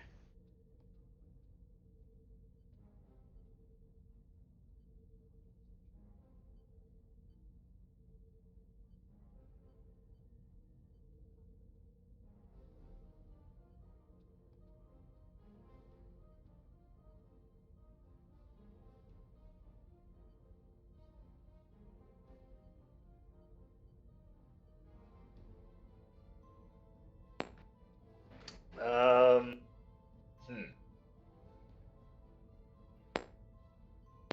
Which one? The one you were just at.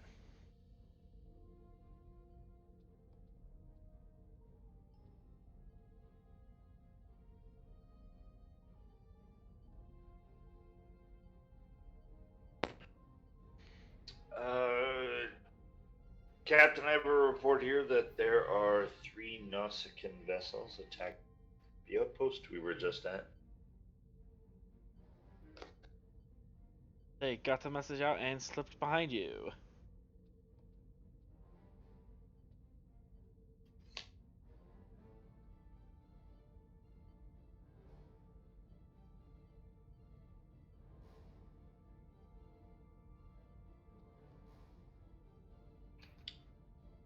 There is 2 float if you want any additional information based on that scan.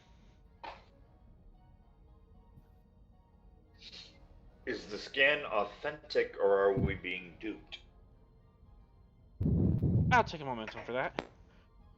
Yes. Yes, this seems to be authentic energy signatures.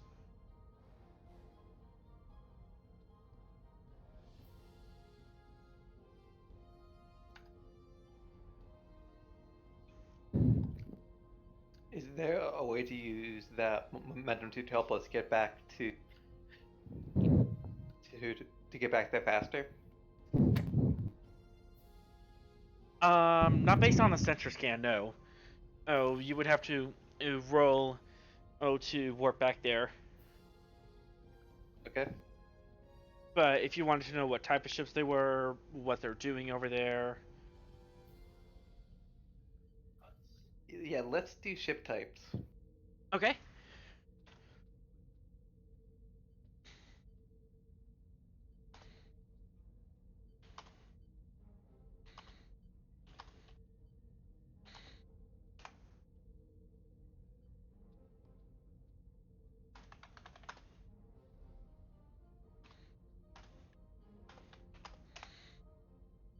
As that was very confusingly written.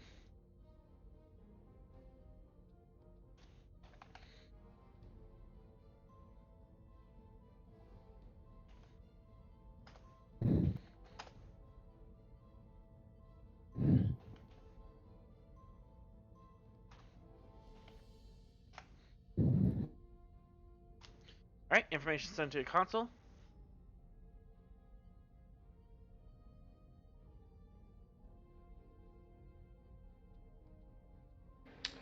We have 1 heavy cruiser and 2 raiders. 1 scale 5 vessel, 2 scale 3 raiders. Where are they? Currently attacking that outpost. The Zindi outpost you just left. Yeah, this is in. So should we All right, get back Miss. maximum warp? Yeah, Mr. Archer, bring us about and proceed to medium range of the closest ship.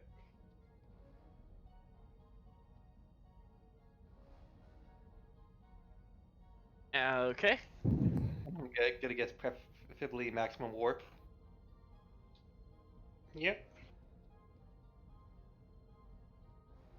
As the ship you are chasing very thankfully goes away, just runs.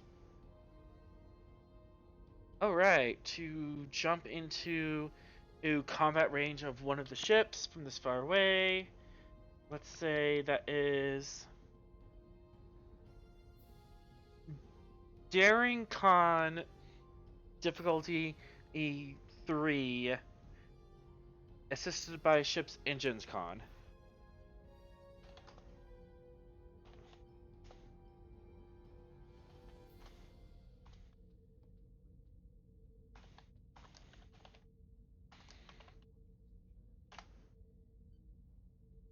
To jump into immediate combat range with one of them.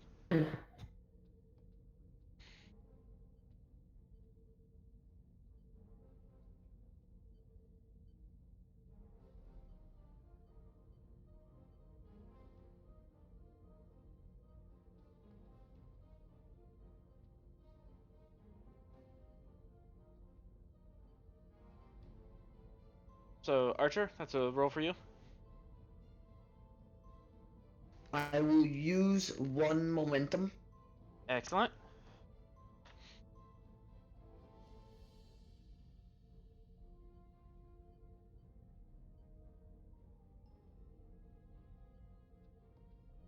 And you just make it as you flip around and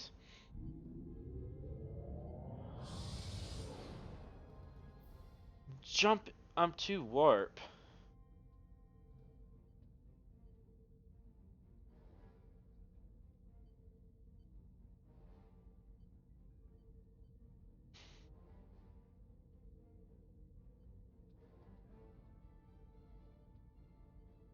New scene.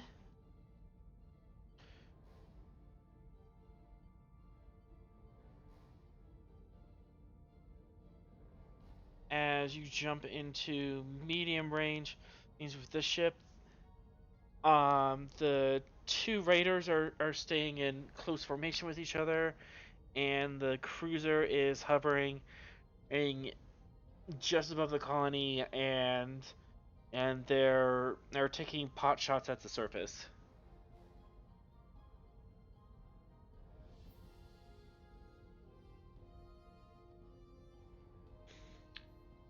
And the turn is yours.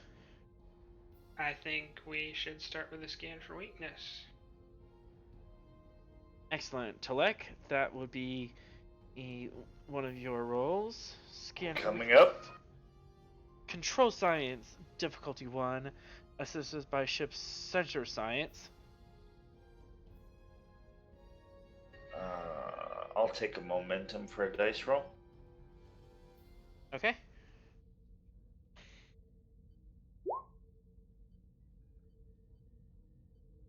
Difficulty 1. So 3 momentum. As you have a scan for weakness as on this cruiser. All the nice ticklish spots it has. We got enough momentum. Let's spin to keep the initiative. All right, doesn't someone have the? Yeah, I do. Yeah, we don't need to spend. All right, you jump into action. You jump out of warp, scan them really quickly, and you have the initiative.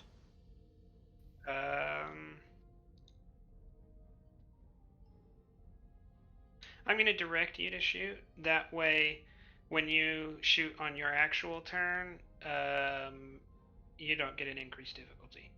Okay. So we can have you, the person with the best stats for shooting, shoot multiple times. Yeah. Also, do you need a reminder about your pike medal? Oh, yeah.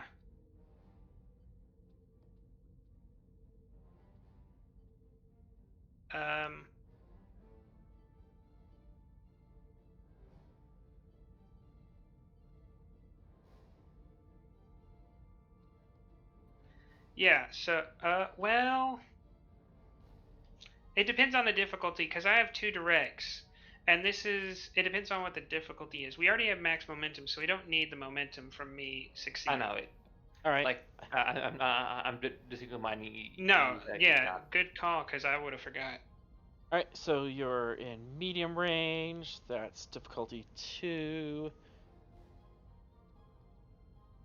I don't know if there are any other modifiers right now. Scan for weakness. Does not affect the difficulty. It just affects the damage. Oh yeah, you need to spend momentum so we get extra dice here. Remember, for each dice you buy, we get 1 additional challenge dice to roll for damage. There actually is something in causing complication. You are still in the nebula. Oh, Class 2 and that- nebula for it's different. weapons, sensors, and engines. Then I guess. Well, so are you going to buy 5 dice, or what is your plan called? I think I'll spend 52 more dice, which will give us an extra 2 more damage. Plus, we only have +2 piercing.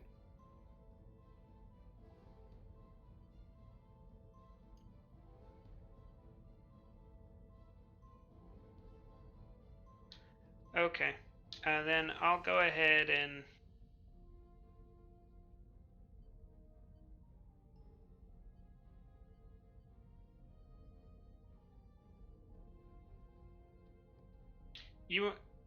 If I use the pike metal, I'm kind of thinking maybe go up to go ahead and buy that 5th dice, because if I use the pike metal, we'll probably make momentum back.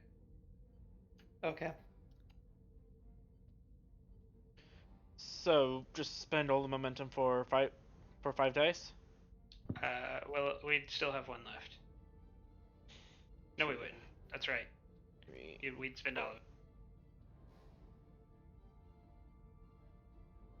Wait, why are the planets on the? You should be on the map layer.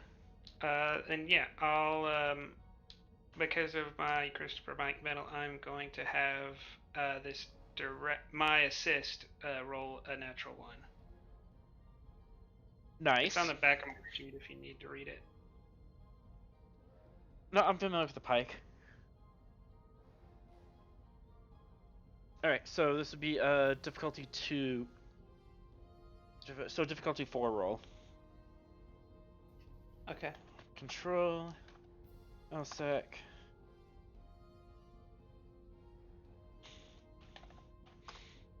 Go ahead and mark us off 1 power.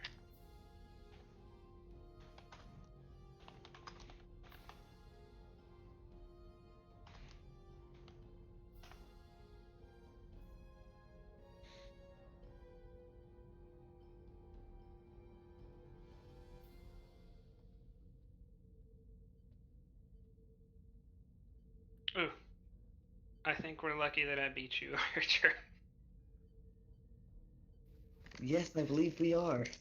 Okay, so that is. I'll take elders first.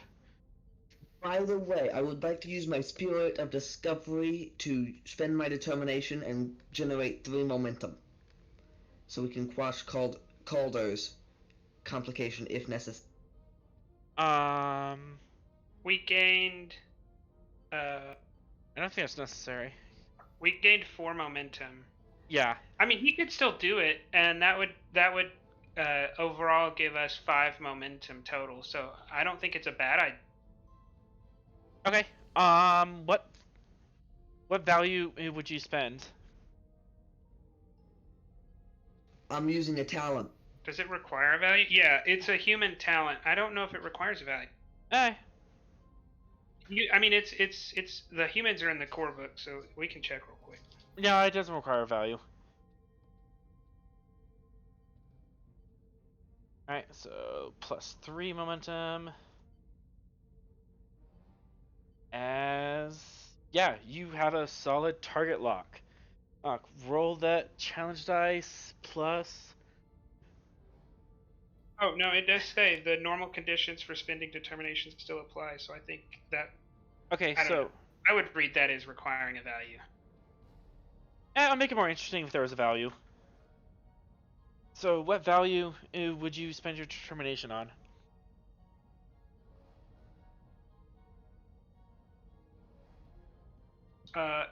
If you don't think one of yours is good, you can probably suggest like General Order 1 or something, because we're defending a defenseless colony. Yeah, General Order 1 would cover it, but I want to know what your values are. Either I refuse to be defeated, or nothing can hold me down. I will take a refuse to be defeated. Alright, as you definitely get a target lock on here, so roll your weapon. So you purchase 3 dice, so you get it plus 3 damage dice. And we got +2 pierce because of the scan the enemy. Yep.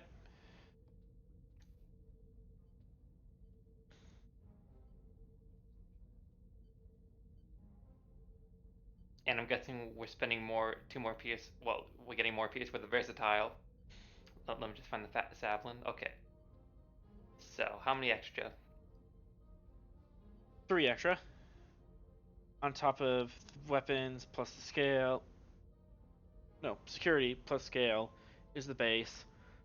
Plus 3 on top of that. So what number should I put in? Just 3? Yeah, put 3 next to phaser. Make sure you hit enter inside the box. Yep, I hit enter.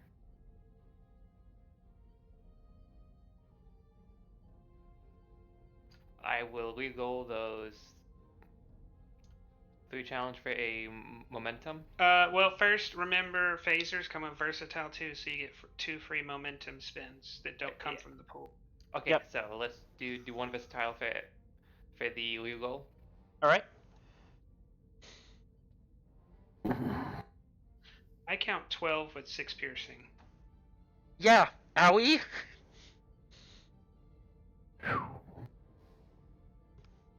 16 with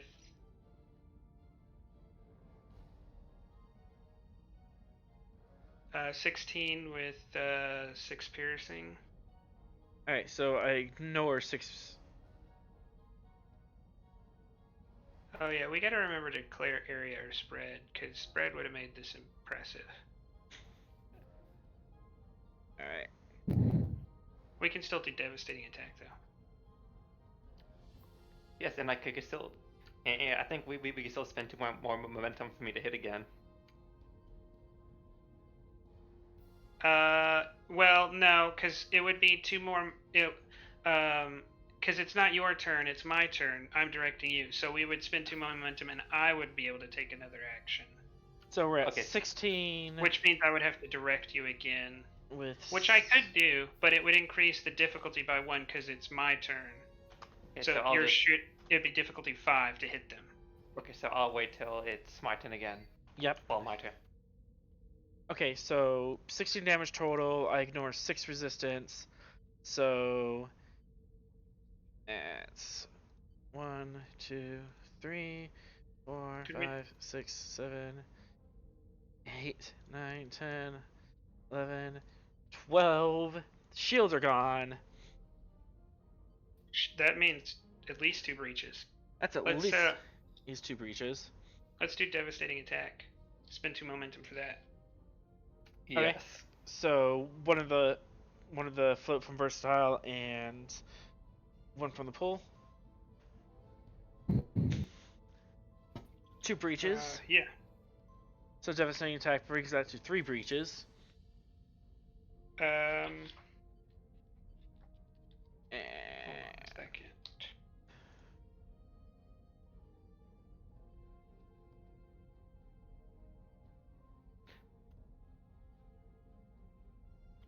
Well, first we have to make sure that we do enough damage on the devastating attack. Okay. So that suffers an additional hit, dealing half the primary attack's damage, rounding up. So it's a separate attack, so we still get the 6 piercing. Okay. But we only do half damage. So, but I guess because of the 6 piercing, it really doesn't matter. All we have to do is 1 damage to get into the breach, and we're gonna do that. Yeah, because... So that's another 2 breaches. 1 because we do enough damage to do a breach. Yep, you did more than And 5 1 damage. because their shields are down. Because you dropped your shields, and then another one, so total 3 breaches? No, it should be 4. 1 because we did more than 5 damage on the original attack. 1 because we dropped their shields. Okay. 1 because of devastating attack, and 1 because the damage from devastating attack, they went past their shields. They had no shields. So every time you do a breach and they have no shields, that automatically means there's a second breach. Okay. You jump out of warp, or do a quick scan on these guys, and tear them apart as there's multiple breaches on their air hull. They're venting plasma, and yeah, they lose a turn. I'm sure. gonna spend 2 momentum to do a swift task. Okay. I'm gonna use my other direct-to-direct Tolic to do another scan for weakness. Doesn't scan for weakness still apply until the sensor off its next turn? No, it's I think it's a double condition. I'll recheck, but I think it's a double condition of either you shoot or it goes away. Yeah. So if this succeeds, then the vessel's next attack before the end of the sensor operator's next turn gains these abilities. So, from my reading, if we succeed at the attack, the sensor operator takes a turn, it goes away. So I think we met the attack. You met the attack condition. Okay, so you would have to reroll for that. As Alright, coming up. Svalinn is the one-hit wonder. It would be, so this would be, what, difficulty 5. Because it's 1 + 1 because we're at medium, 2 because it uses sensors and we're in the nebula, and 1 because I've already taken an action, so that gets an increased difficulty for swift tack. Yep. We also move 1 with the sensors.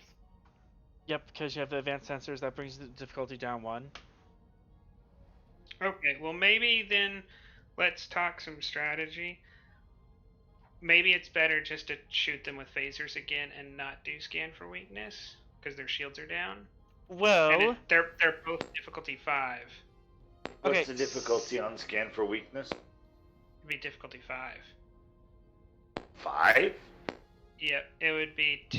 It would be 1 because of base difficulty. It'd be 2 because of medium. It'd be 4 because of the nebula, and it's 5 because I've already taken an action this turn and I'm doing a swift task to allow you to do this. Don't our sensors allow for a decrease 1 in difficulty? That's already accounted for. I did not account for that when I said 5. Oh, yeah, so we'll bring it down to 4. But also, since I'm running multiple ships here, I can have one of these other ships take a turn while after this, right?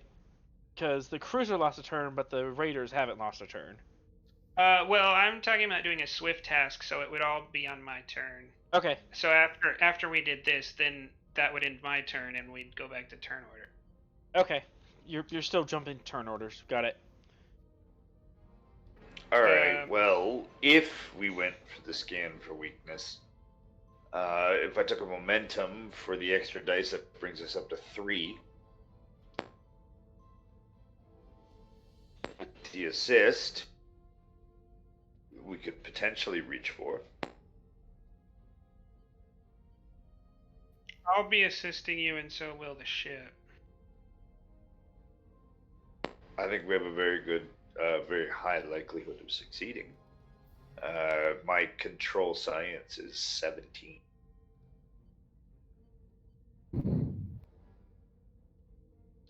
I think we do this because easier, and because this pretty much guarantees the next time we shoot them, they'll be destroyed.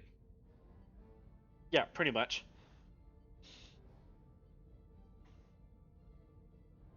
Well, yeah, we'll have to be careful because we don't want. I don't think we want to destroy them. So when we attack them next time, we need to make sure we only do 3 breaches. We don't do 4.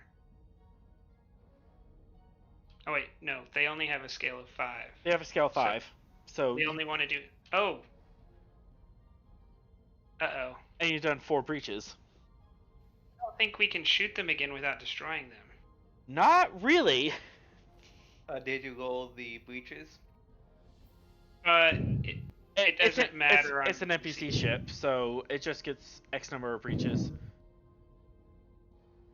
But I want their cloak. I want to steal their cloak. So Sure, but- can we not target their life support system? Could we, if we do an attack, can we spend 2 momentum to create an advantage that we're being precise, so we'll only do a maximum of 1 breach? I do have a suggestion. Shoot. We could just order them to do surrender, and if they don't will to destroy the ship, because we are in the old stand. Saying you can't kill all of us. Nope, just you. Kind of situation. If you go, You die first, get it? Yep. Your friends might get me in a rush, but not before I make your head into a canoe. You understand me? Okay, yeah, then instead of doing this, I'll take that as an option. If we can try to contact them, then instead of having another scan for weakness done, I'll use my turn to try to convince them to stand down and surrender. Okay. You need to hail them. That's gonna be.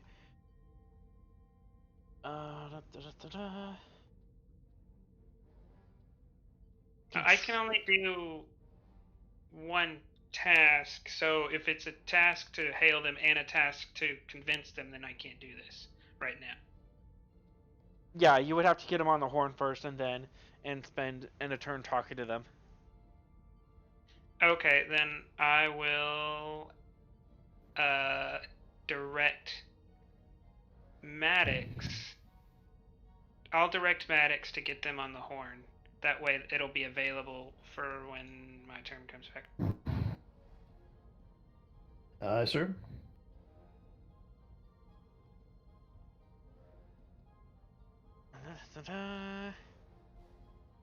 Why don't we just shoot at the other 2?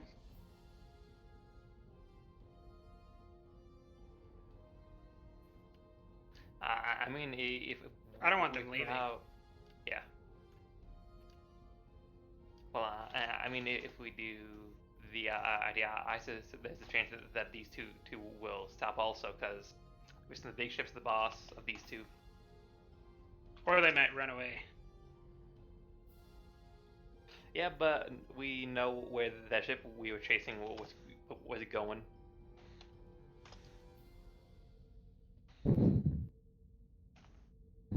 Okay, it's difficulty 0. I don't have much to do to interfere with you.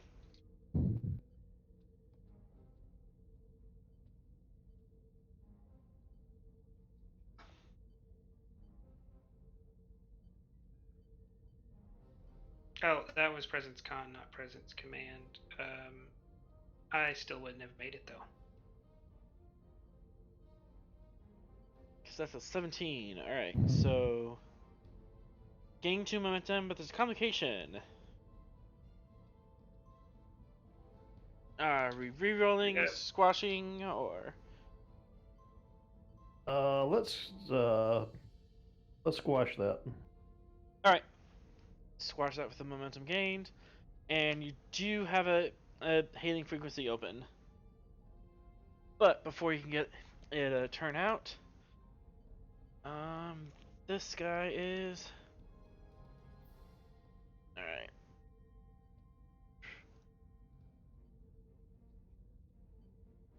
Maneuver, I can move 1 square. Impulse, I need to power and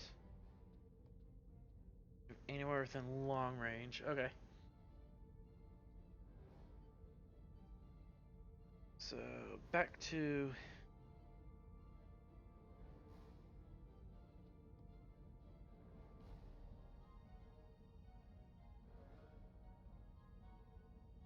this sheet. Assisted by ships. One of these. And one of these.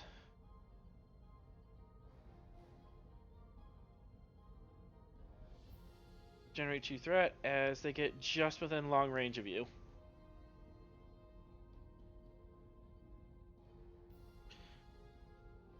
And your turn.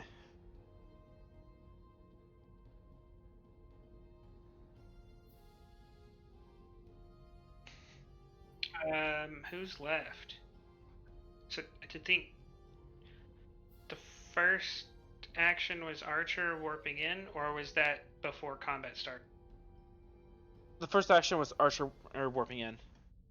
So then Tolik went. Only with the sensor scan. You've gone like 5 times. I Well, went twice. Twice.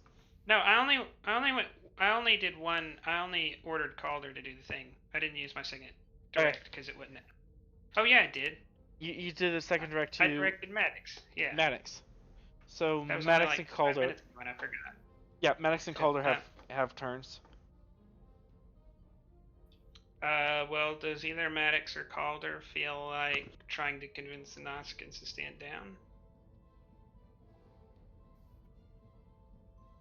I feel like I might have the highest chance because I have a.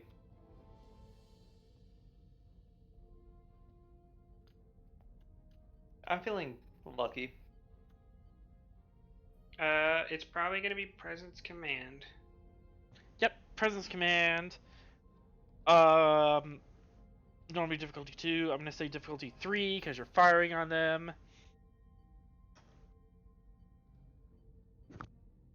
I would be 13 presence.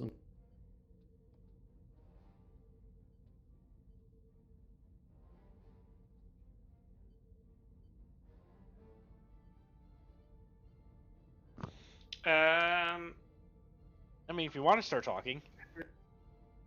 Who has a good value?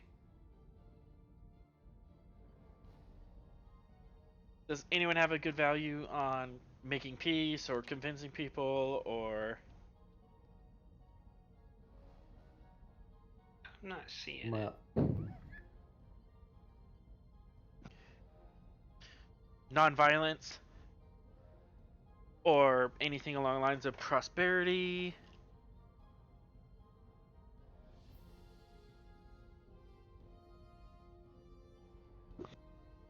I'm thinking.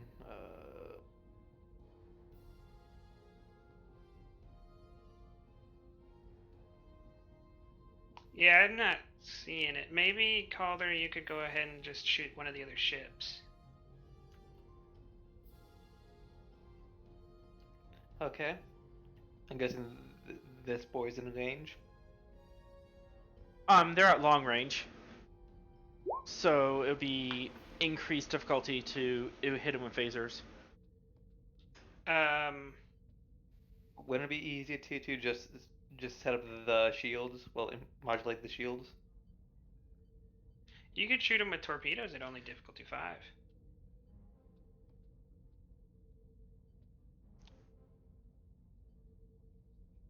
Okay, let's do this campaign's first torpedo volley. Okay. Well, we did one already. We just accidentally blinded ourselves when we did it. Yeah, that was funny. Alright, torpedo volley. Real quick, there are a few things you need to consider before you declare what you're doing. Alright. If I can find the right page.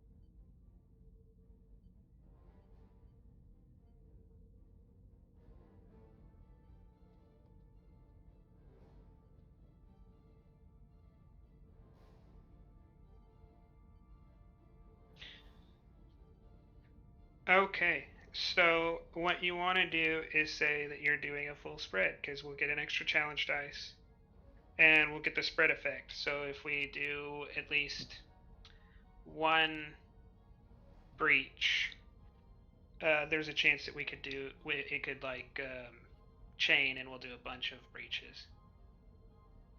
Okay. That'll give us an extra threat, which would be Uh, that would give the GM 3 threat to do that. Yeah. Yeah, I have a feeling what I needed to survive this. Yeah.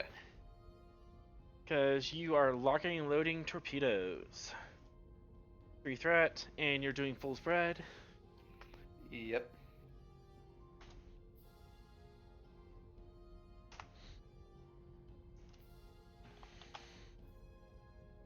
Full spread, so control. Oh, security.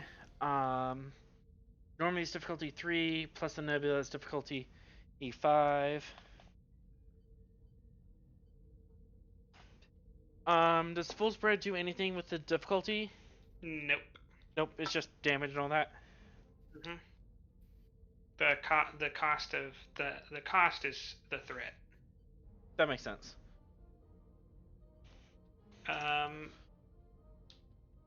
I imagine you do have a value related to this, though, Calder. Because you're probably going to need it.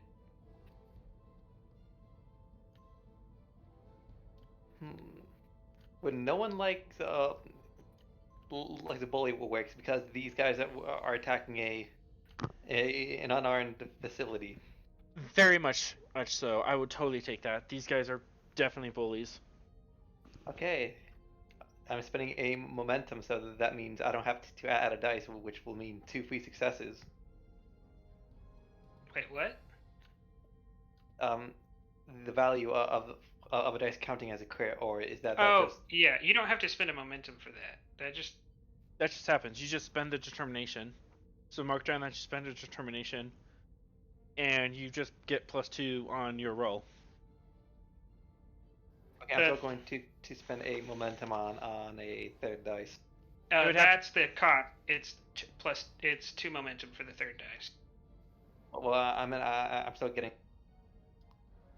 the total of dice 1, dice 2, and dice 3. That's what I meant. Yep, you're still rolling 3 dice, but you've already spent for 1 dice already, so this is essentially... It's kind of weird. Basically, the determination, you're rolling a dice already, but you're just, like, fixing it so that way it's already a natural 1. Oh, okay. So, yeah, technically you're rolling 4 dice, but one of them is a natural 1 that you don't actually have to roll. Okay.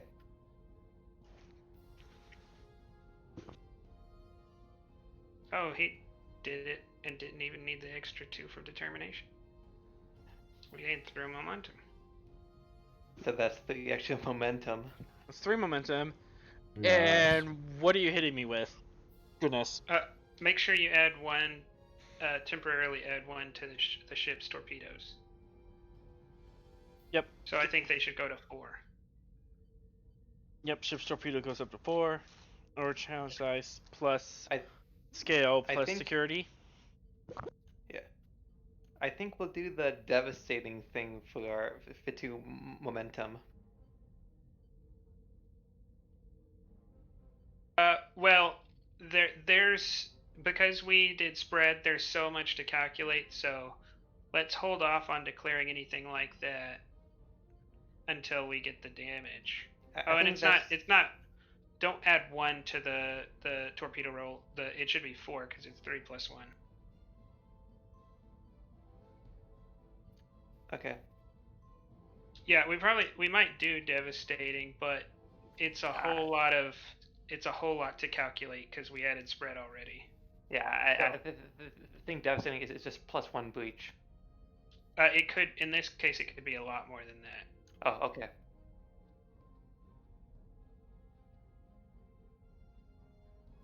Actually, it's not going to be a lot more unless we re-roll and get better damage. Let's spend 1 momentum to re-roll. Yeah, I would suggest that. So Yep. that is 4 dice. Yep, extra 4 dice.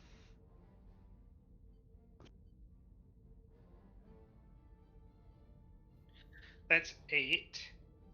Are their shields still up?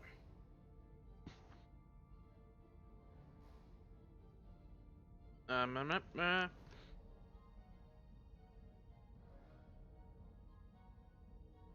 8 damage.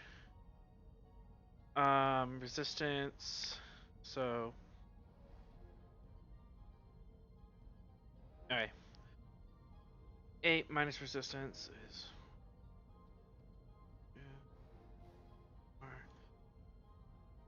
5. Shields are still up. Okay. But you do 5 damage, so that is 1 breach.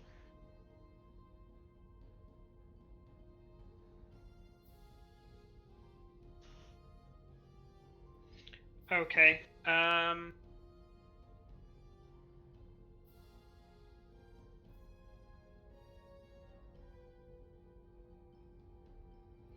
So I don't think we need to spend just yet for anything. Let's calculate spread first. It deals, if we roll at least an effect, it deals half the damage of the initial hit, which 8. So Halved, rounding up, so that's 4. Plus 1 for each effect. After the 7? first. So it's only 3 effects. Well, we got 4 effects. We got 4, but the first one doesn't count. The first one doesn't count. Yeah, so 4 plus 3 is 7. Yeah, 7. So additional Which, 7 damage. Minus their resistance, so we're doing 4. That is 4 damage. They still have shields up. Let's spend 1 for piercing. That'll give us another breach. Okay, so spending 1 momentum to get piercing? Yes. And that will do what? Additional...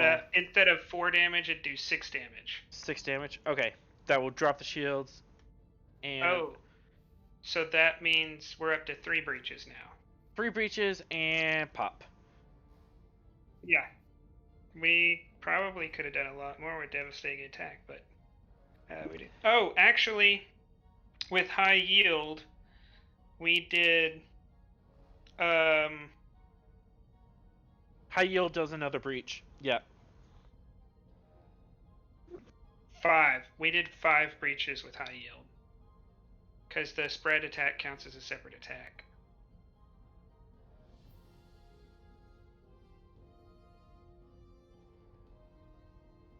So we just blew that shit up. Ship I, up.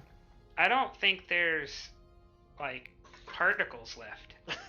You atomize them as this ship comes turning around the horizon, and the Svalinn and just spins around and unloads.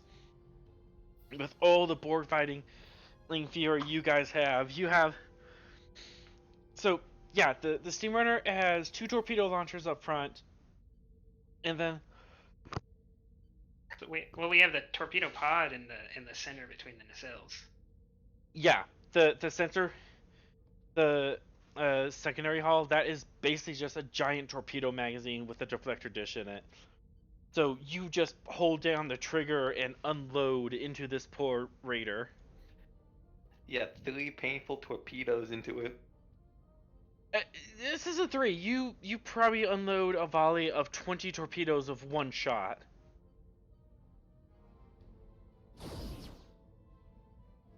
Oh, come on. It's like, oh, Mr. Calder, that's the wrong weapons. Might be. I wanted survivors! Dude, there's not even atoms left! We still got 2 more ships, bro. Ah. Careful, you idiot! I said across the nose, not up it!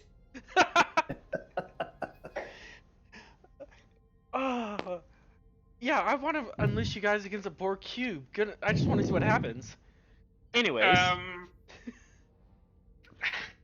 Nothing good.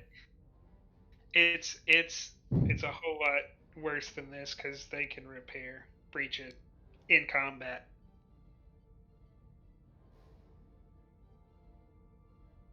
And they're scale 13 with 13 resistance. Yeah. Imagine if we had quantums. Quantums only do 1 extra damage. Yeah, quantums aren't as scaled up as they should be. Okay. But they actually kind of have a downside in that they are calibration, I think, which means you have to do a minor to like aim or something like that. Yeah. Yeah, I think the quantum torpedoes are silly. They should have been buffed up.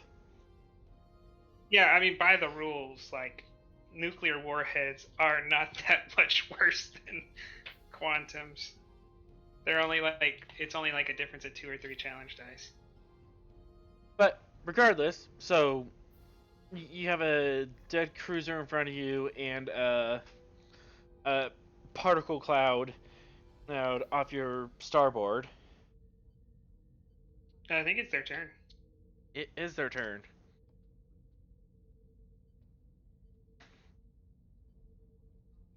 And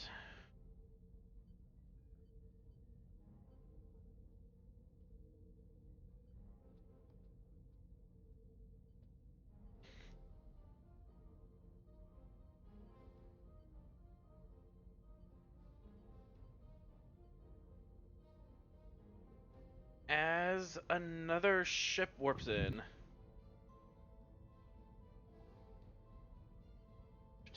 And you are Yeah. Might be a fair fight. maybe. Yep, another heavy cruiser warps in.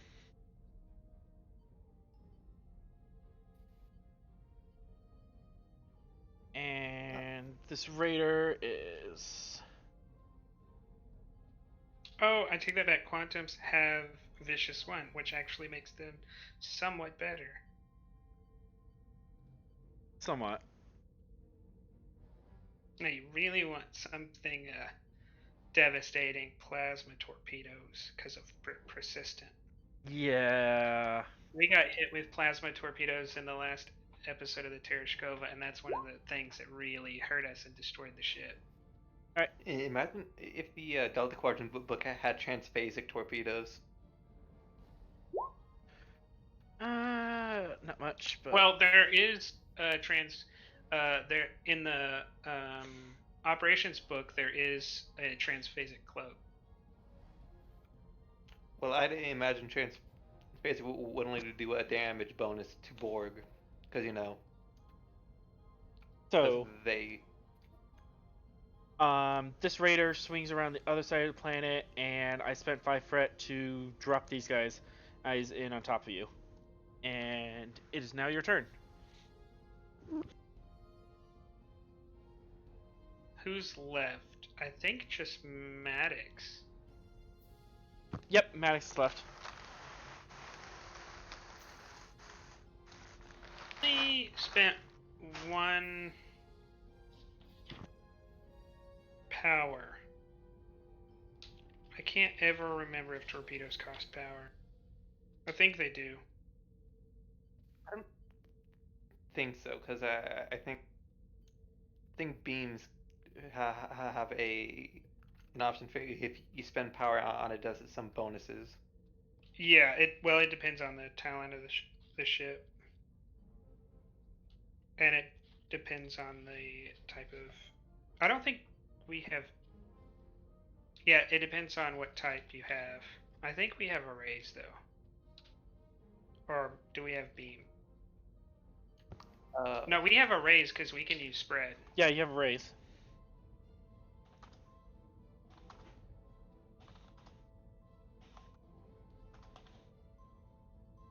Oh, torpedoes do not have a power requirement. So yeah, we've only lost 1 power. So I guess Power management is not required at this point.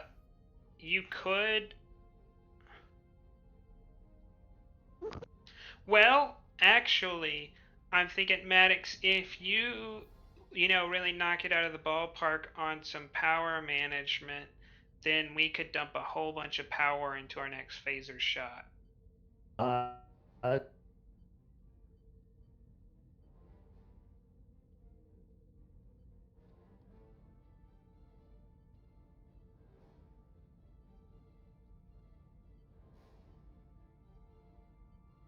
Oh, wait. I'm totally thinking of the wrong thing.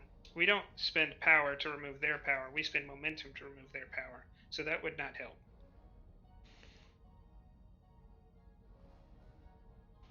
Let me look. There's other engineering tasks. I mean, so far there's power management, regen shields, and damage control. If you look at the cheat sheet. What's your security like, Maddox? 1. Oh, okay. Modulating shields is probably not the best idea for you. I know how to pick up a phaser and what end to point at someone.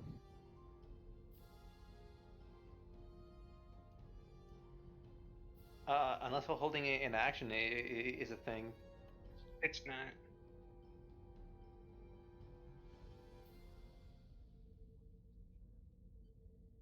I don't think you can overpower the shields.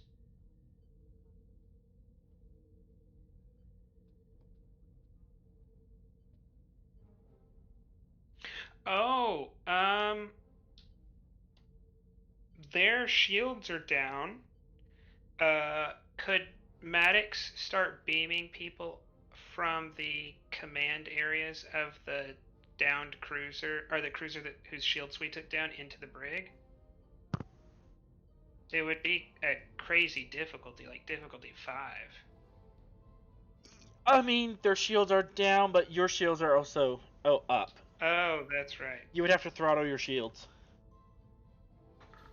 Which is probably a bad idea. Mm-hmm.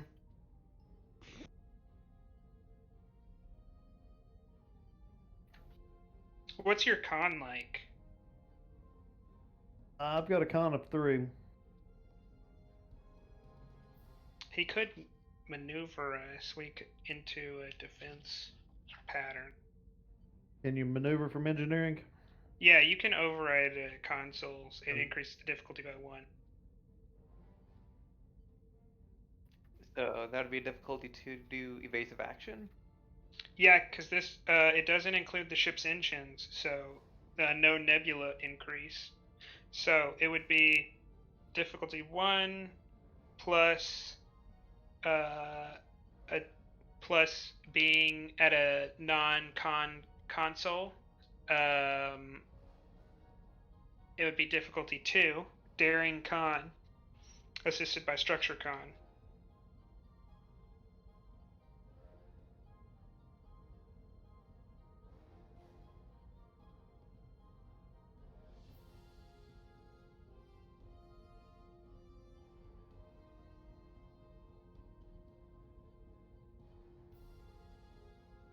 Would I be able to use propulsion systems focus for this? For evasive maneuvers, yeah. Cool.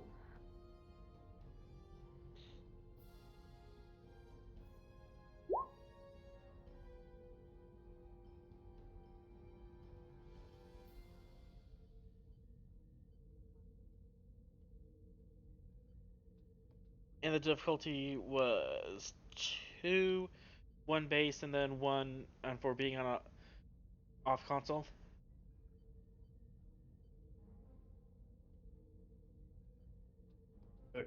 Perfect. It's a base of 1 plus 1 for a different console. Okay. Well, unfortunately, you miss it. So you try to override the con officer nurse slot, and the controls just aren't coming to you. Do you use determination before or after you roll? You can re-roll with determination after. I wanna try a reroll with determination point. All right. What value will you be calling on?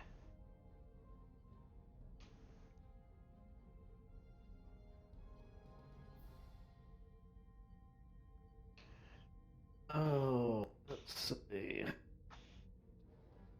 Our fleet engineering specifications or guidelines when in a pinch. What was the first one? The value is Starfleet engineering specifications or guidelines when in a pinch.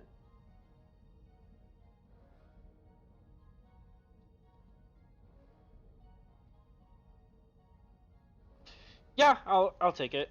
You're kind of like going against guidelines. Like, they're just suggestions.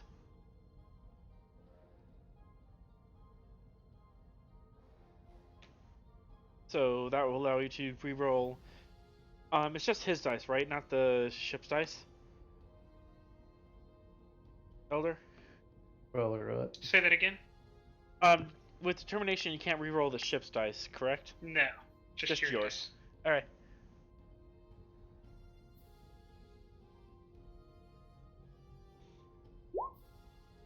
Oh no. Oh no. I'm gonna save you here on this, and I'm gonna give him my determination so he can re-roll that complication because we don't have the momentum to buy it off.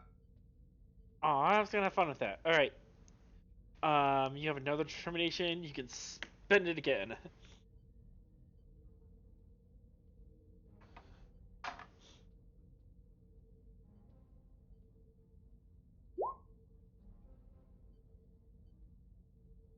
Fighting tooth and claw with the engine, with the computer systems, and they're like, wait, no, please don't override con control while in combat. Please don't override con control while in combat. Please don't override con control. And finally, you're just like, no, computer, just let me do this. And you finally get evasive maneuvers.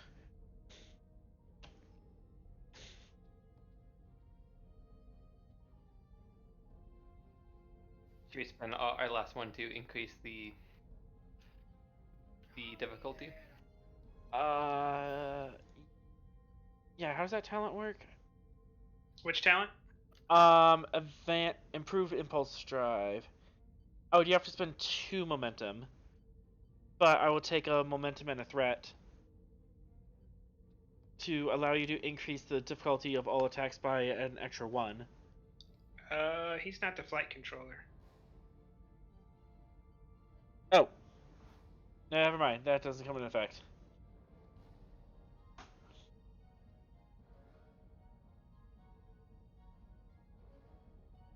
Alright. Huh. That's weird. You were on like a vertex or something.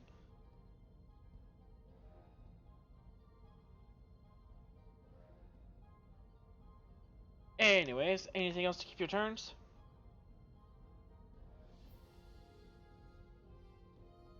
Nope. Alright, all turns reset. I think they went first last time. No, we did. We did? Okay. Our Yep. turn. So.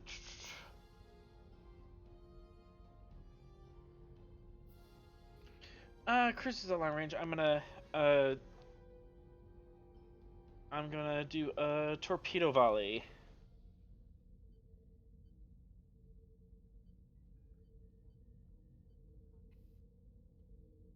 Did you? That's like Wait, that's like diff difficulty 5. 6. Because of evasive action, that's difficulty 6 at long range. Are they in long or extreme? They're in long. Yeah, that'd be difficulty 6. Only difficulty 5 if you want to use phasers. Wait, no, it's also difficulty 6 if you want to use phasers. Yeah, I don't have much else I can do. Can't you Can't come closer. Come closer? No, I don't want to come closer. Well, Wait, you're in optimal torpedo range right now. Okay, I was. Isn't it possible for a threat to be used for this whip action? No, that'd be 7. Say that again? Couldn't threat be spent off for enemies to do whip actions? Yep. Yeah. So, 1. But it increases the difficulty of the task by 1. So it would be difficulty 6 to shoot us with phasers in medium range. Yeah. Which is practically impossible. Instead, they see you doing evasive, and they can't get a good lock on you, so they are gonna try doing evasive themselves. That's assisted That's by... bold for someone in torpedo range. Yeah, pretty much. Structure con. That's a lovely roll for these guys. I'm gonna spend...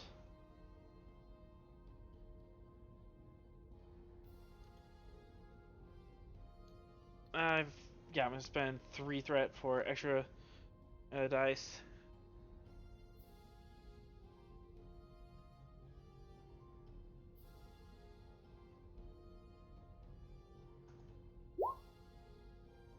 Whoa.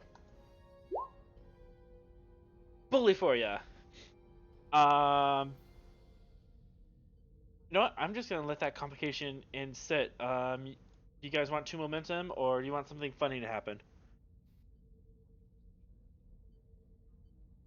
Momentum. I'm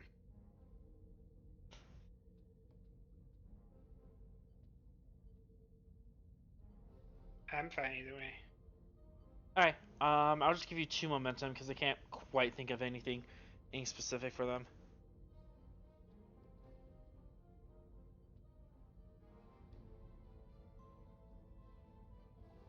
It's our turn?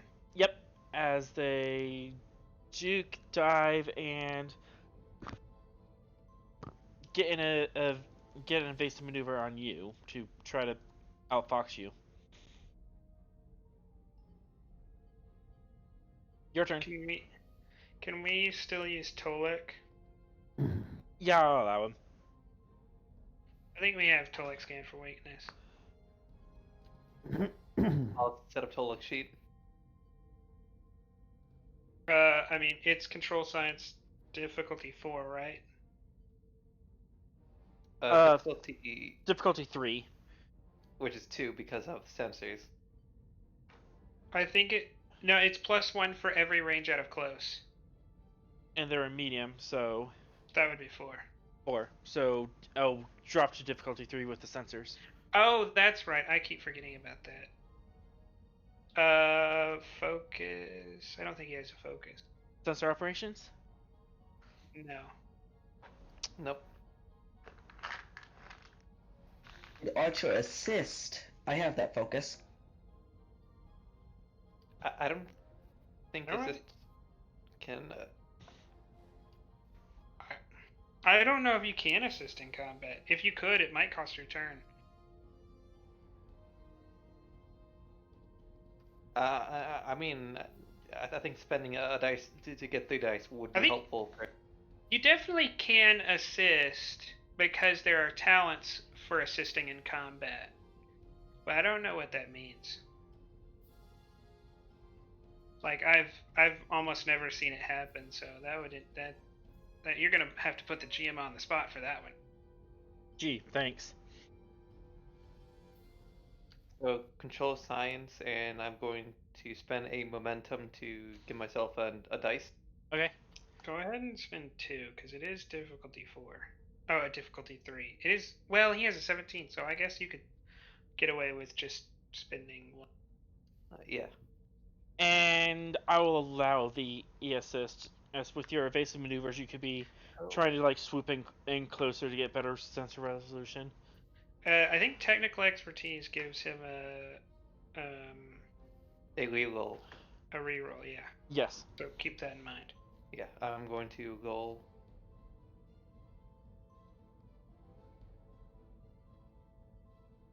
Now let's do the ship's assist, because that's when Ship's the technical assist with expertise. sensor science.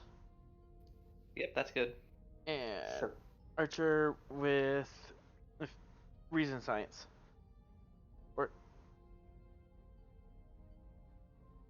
Is that going to cost him his turn, or can he just help? he could just help. Okay, that's good.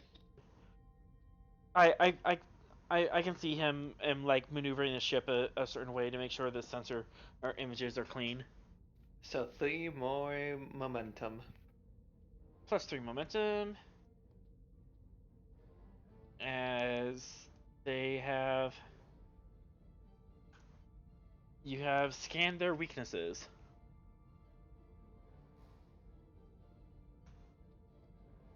Anything else?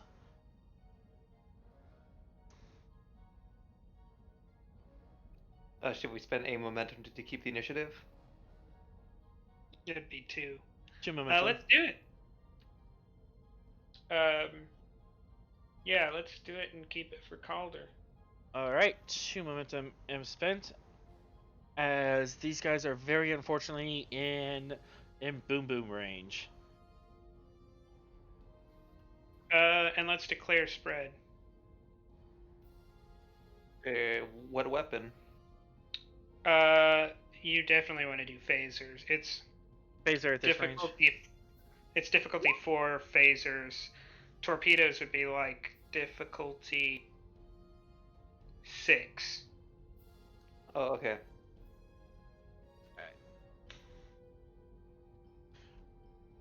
And remember, with that scan for weakness, the more dice you buy, the better this works out. Alright, so base difficulty is 2, plus 2 for the nebula, plus 1 and for evasive action. Evasive action only makes it harder to hit. Yeah, they did yeah. one as they did one as Okay. well. Okay, so what's the total diff? Oh, actually, because of our evasive action, I don't know if our evasive action also makes it more difficult for us to hit things. No, just things hitting us. I thought there was. You know what? Let me check that.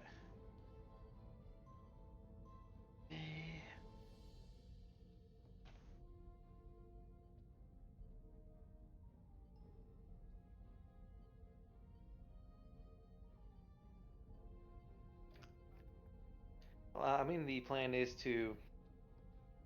My plan is to spend 3 momentum. No, it is. Oh, go ahead. My plan is to just spend 3 to give myself 4 dice. Yeah, it is actually increased by 1, and it's increased by, so it's a total of 6 to hit them with phasers because of our evasive action and their evasive action. So you're gonna need to probably buy 5 dice and maybe use a determination, or at least. I'm out of the determinations. Do you have normal milestones? I only use mine by failing to prepare you or preparing to fail, and that's for prepping people to. And that's for training people.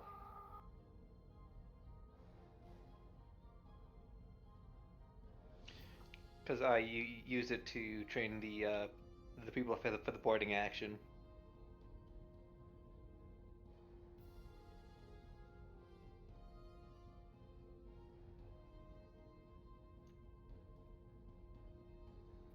But I do have GM, can I gain a determination? Can I turn my milestone from not the last episode, but the episode before? Because what is this, episode 5? This is episode 5. Yeah. I don't think I gained one last episode, but my normal milestone from the episode before that one where we did fight Nuasicans, and turn that into a determination, I'll allow it. then I'm going to give that determination to Calder. Calder, you now have a determination.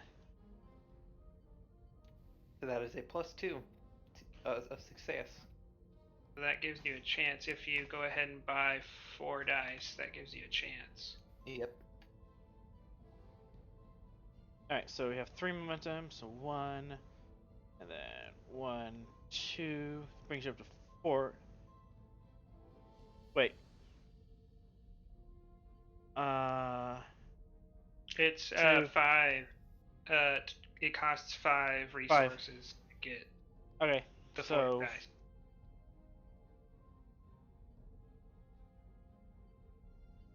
So 3 momentum plus 2 threat. Okay.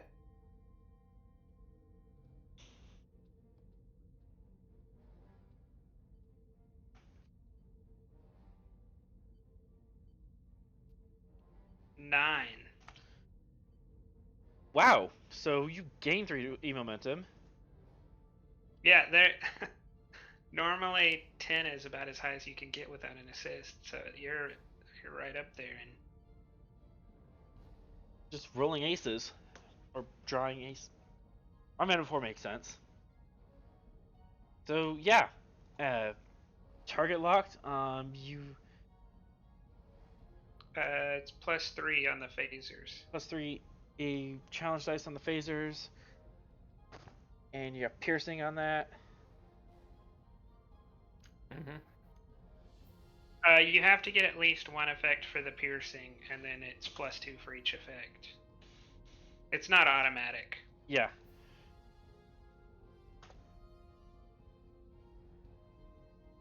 Same with spread. Yep. Spread requires an effect to take place. So just put 3, then roll. Yep. It's +3. yeah, it's ready. It's already ready from the last time we shot. That could be better. It will Spend be 1 moment. Spend 1 momentum to reroll. Yep. Yeah, we're at 9 right now. So that is 4. Yep.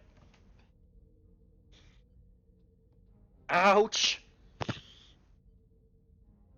That's 13 total. Okay. There's no way they have that much resistance. It's like 16 piercing. Okay, so there is no resistance, only Zool. We could actually pierce them. We could actually just take all the piercing from a Borg cube with that. Like, we could almost take all of the resistance out of Earth space dock with that. Please don't. Admiral Nia, we have a hernia. Or aneurysm. Yeah. The other one. So, are their shields still up with 13? All of it. Yeah, it's the look in cruiser. Discord. This is what those 4 dice gold. Yeah, 5 or 6 yeah. is for an effect. Yeah, 13, and you take down the shields +1. So, without considering anything else, we get 2 breaches. One out- for dealing 5 and one for taking out their shields. Correct. So for spread, we're going to have the damage of 13 rounding up, which is 7. Okay. We're going to keep the 16 piercing.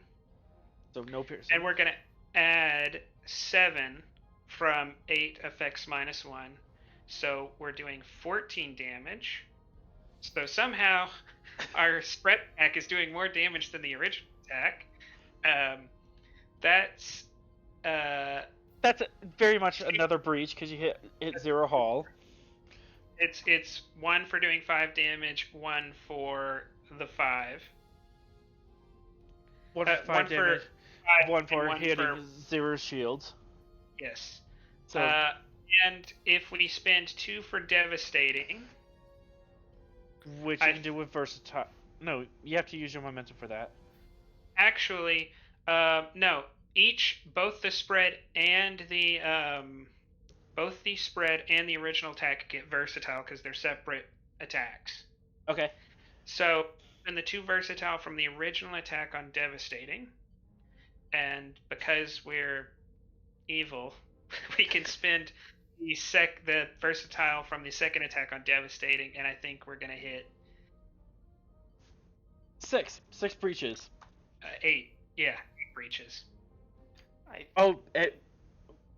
Wait, how do you get 8? 2 from the original attack for 5 and shields down. Yep.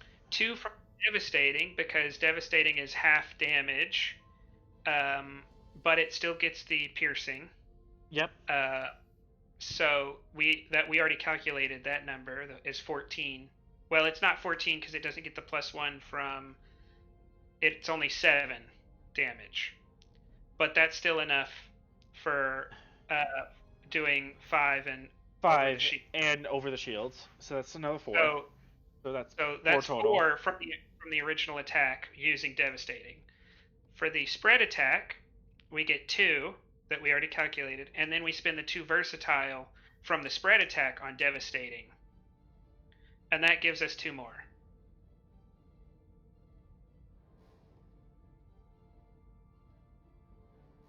Wait, I think you're double dipping here. Spread. Everything for spread is calculated differently. Okay. It's a whole separate attack. That's why it also gets versatile too. Okay.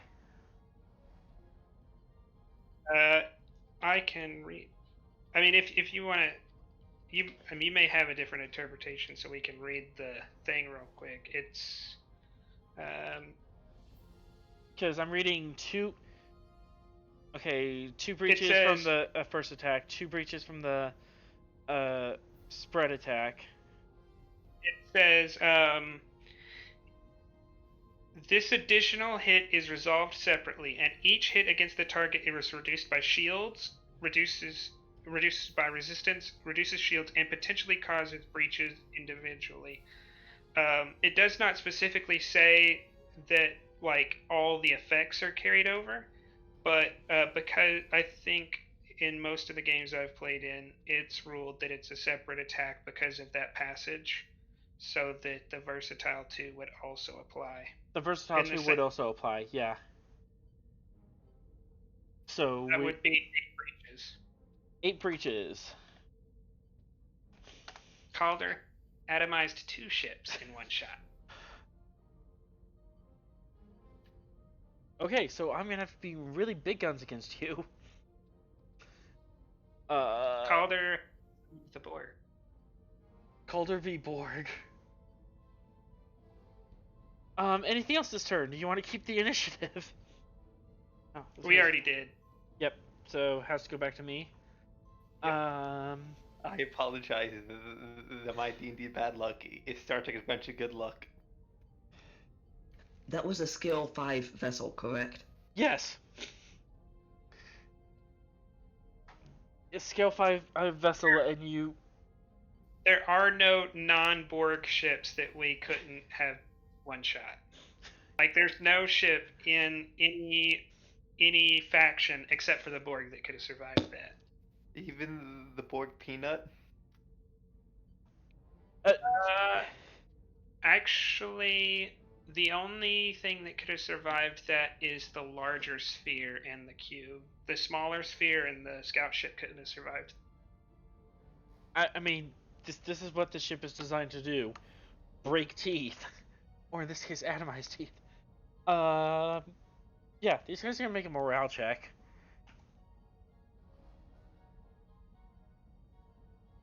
Did that go through? Okay. Seeing, because they were within sensor range, they saw you do that, and they turn around, nope, out of there. They are running for the hills. They're not even gonna apply to a hail? That's a different ship. That's a different ship, because Well, this ship's adrift. It has one. It could actually still be in combat because it still has. We only did 4 breaches. It has one left. Oh yeah. But it's our turn now.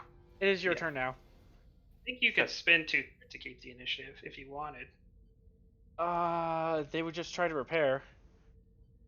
Well, I mean, Captain, do you want to finally call him? Yeah. Yeah, go ahead and We'll open the call- mail. Because the alternative is to let Calder loose again. You guys are terrifying. Yeah, I'll just Maddox already opened the channel, I think, so I'll just say Yes. this is the USS Svalinn from the United Federation of Planets. You have fired upon us and an independent colony. Stand down, or your ship could be destroyed. Presence command, difficulty opposed. Would you count this as persuasion? Very much so. In fact, given the situation, I'll give you a +1, because you have the upper hand.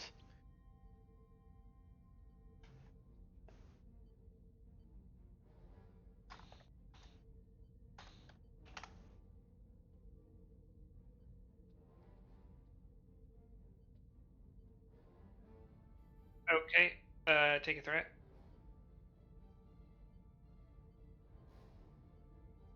Nope, not to all players. Not doing that again.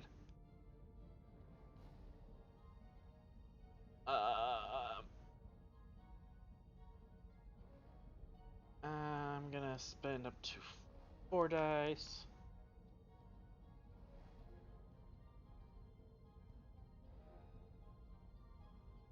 Is that 1 hit and a complication?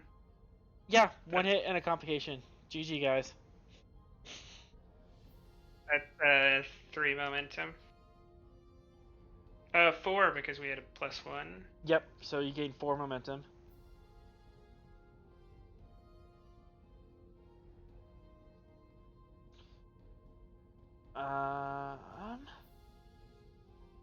And with that complication, the screen comes online, and a battered, broken bridge shows up.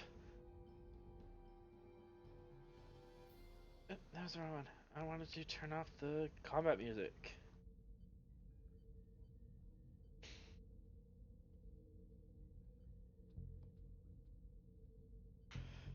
Okay.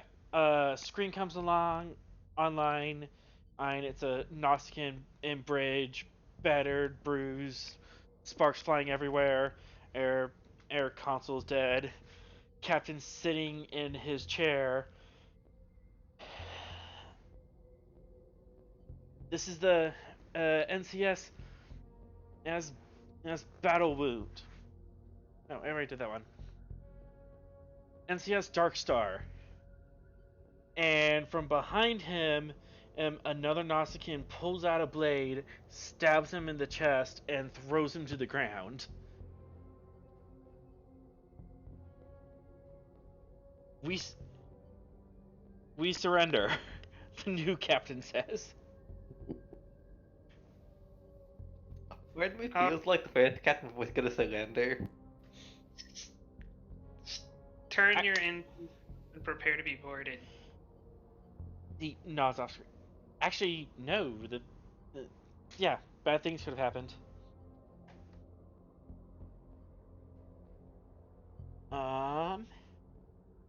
New captain is gonna try to talk his crew down. Hey, they actually listened to him. As the ship stands down. I'll turn around to call. Commander Calder, take as many security personnel as are available and secure that ship. Alright. First, Yes, Captain. And take Maddox with you. I want you to search the ship for a cloak and secure it before it can be damaged or destroyed. Could I does Tolek scan for it?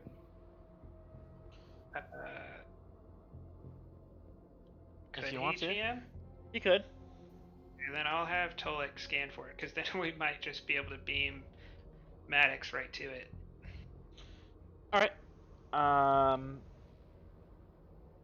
The shields are down. You can take your time with this. What alert status are you? We're at red. You're still at red? Excellent.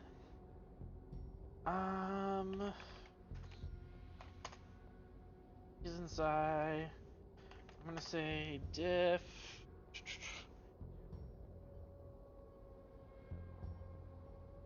Diff 2 originally, up to diff 4 because of the nebula, down to diff 3 because of your sensors. I'm gonna spend 2 threat up to diff 4. Assisted by ice ships sensors science.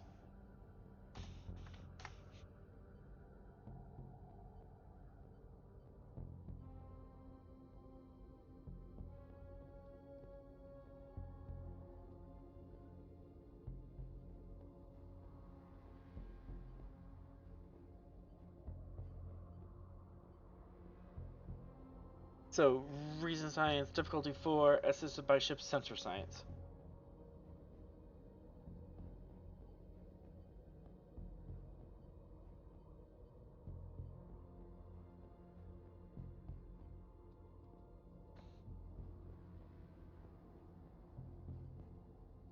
And who's rolling for Oh, Tolek? I got it. Yeah. Science and control. Reason science. Okay.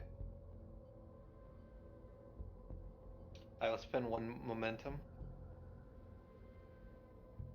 Very well.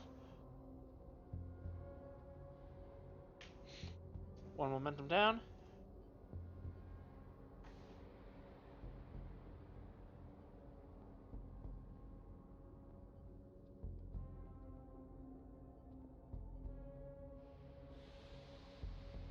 And you just make it. You do find a very poorly implemented cloaking device deep in their airship.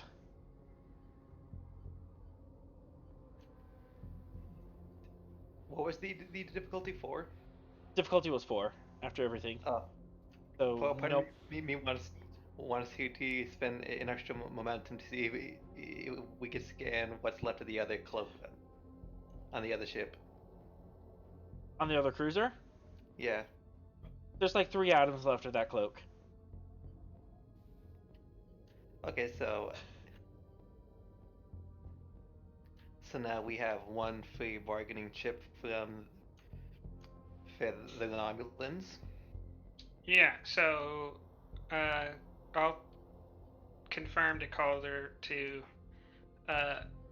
beam all of his security personnel directly to engineering with Maddox, and his number 1 priority is securing the Aye, Okay. sir. That was the wrong beep.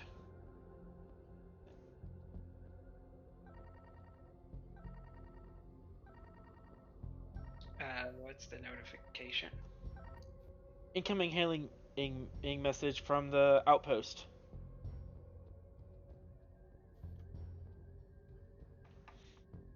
I go ahead and send Calder on his way, and then I'll answer it. All right. On screen. Audio only. Have a screen. Yeah, audio only, and it's a prayer of supplication and forgiveness. Yes, please. Oh, it's not sent to us. It's a wide. general. It's a wide beam. General, oh, please help us. As we're sorry for allowing the outsiders in. Should we? I imagine I'm like at the door. Like, should we tell them we saved them? Once we've secured the Nuasicans, we'll return to them and ask whether they wish to use their own legal system or whether they wish us to extradite the Nuasicans to us. Very well. I feel like these guys are the sacrificing feisty people. A tad bit. You mean they might kill the Nuasicans? Yeah.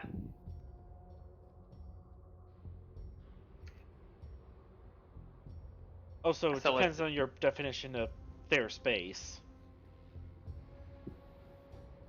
Yes. Yeah, I mean, I'm already playing legalese because I'm giving them the Nuasicans, but not the ship and the cloak, so I'm kind of straddling the line on whether or not this is their jurisdiction or anyway. I think all they have is everything that is past geosynchronous orbit. I'm still going to give them the opportunity to take the Nuasicans, because it's they were attacked by the Nuasicans. It doesn't really matter how far away the Nuasicans were when they shot at it. And it was the right thing to do. We would still consider it a crime against us if the Klingons were shooting torpedoes across their border at us. But in other news, Yeah.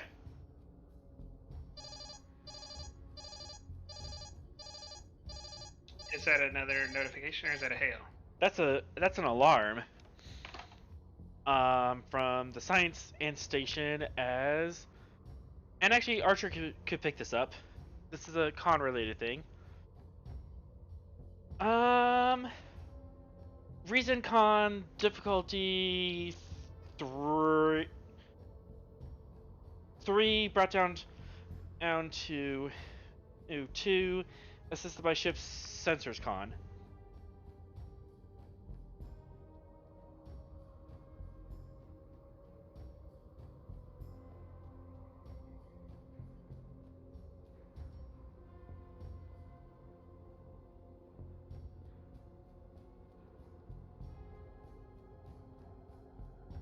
Archer?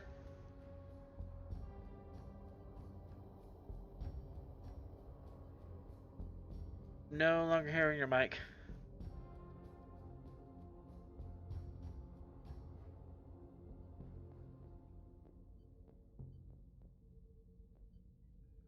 Would any of my focuses work?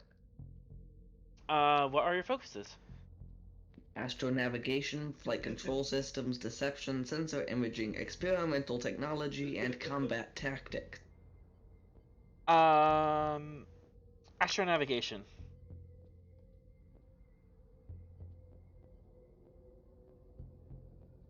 Difficulty? 2.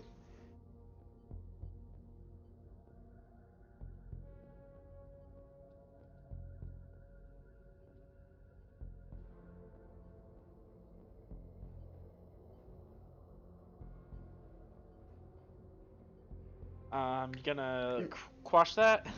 I think we should quash that. Definitely suggest it.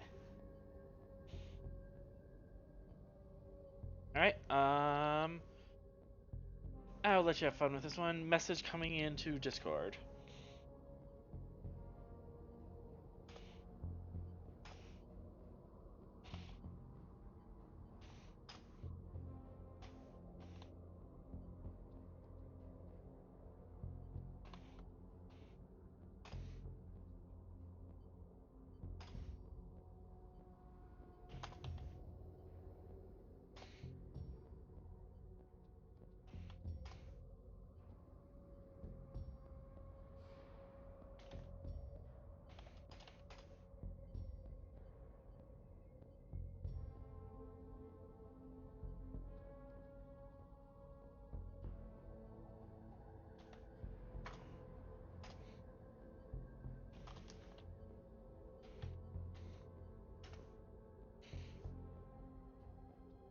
Alright, message sent.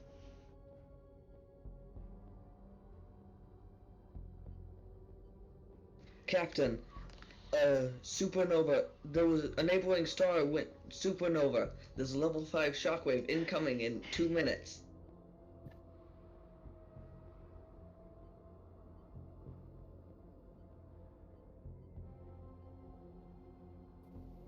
GM, can I make a, like, just my own, not using the computers or anything, my own reason roll to see what that means for the planet, for my ship and the other ship with its shields down?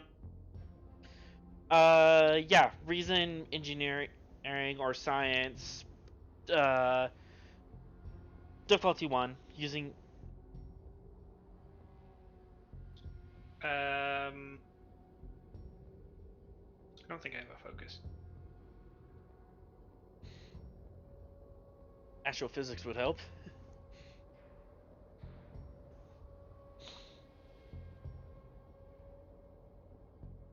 I'm gonna spend 3 momentum because this is kind of important.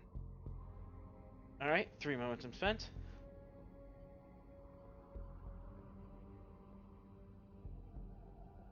And 4 momentum gained. Alright. Any M-class planets in the region are gonna be demoted to Class D. You think with this outpost being this deep underneath the surface, they're gonna get shook, rattled, and rolled, but radiation and complete devastation shouldn't be an issue.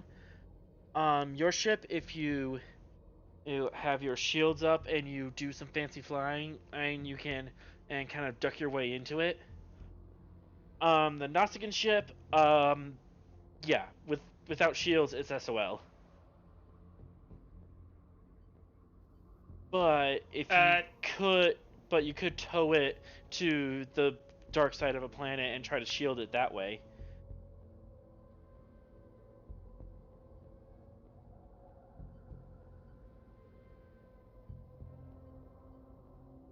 Okay, let's do that.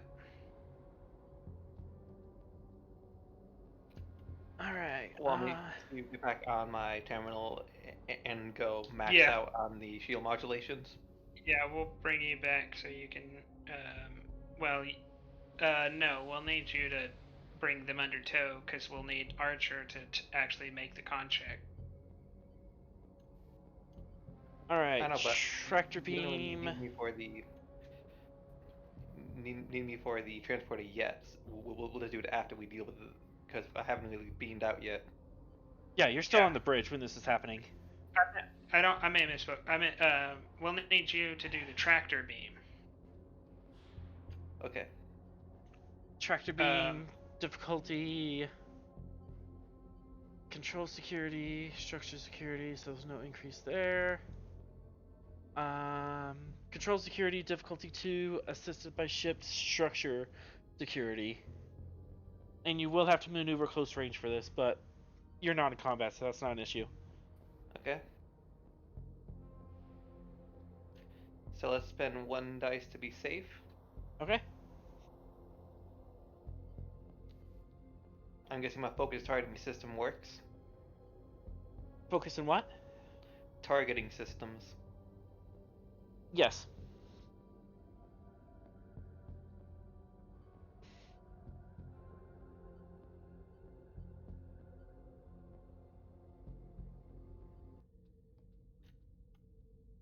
So that is 2 momentum, unless checked beams have something else. Nope, just 2 momentum. Did I grab the wrong one? Actually, I'm thinking just music. Okay, You swoop in and grab the Nuasicaan ship by a tractor beam. They're hailing, kind of wondering what the heck's going on. Archer, or to swing them to the dark side of the planet. That's gonna be daring con let's say difficulty. Let's see, towing, high risk maneuver. Difficulty 3.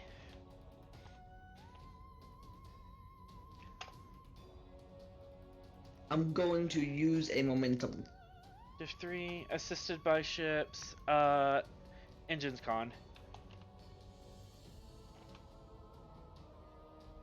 Alright, 1 momentum to Archer.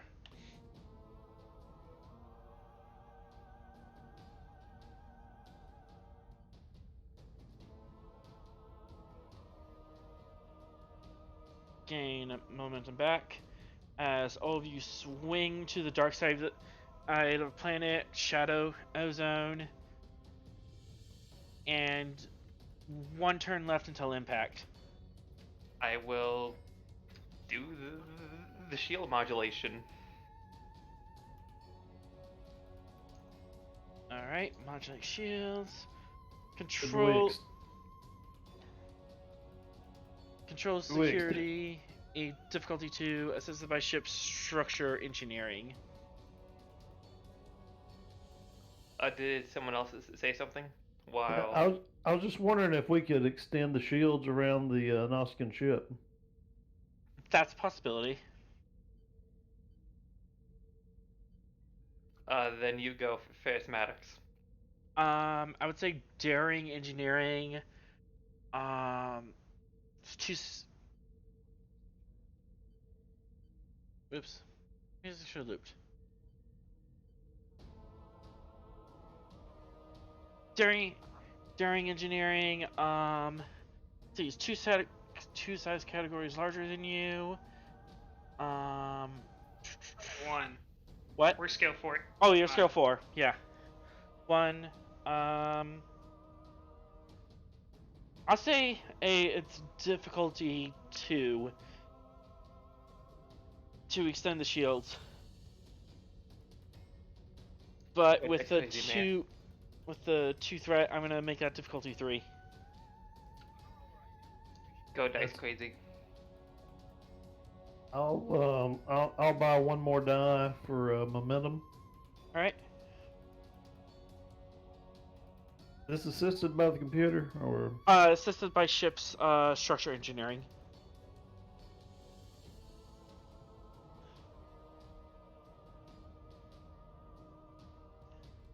And gain 1 momentum back.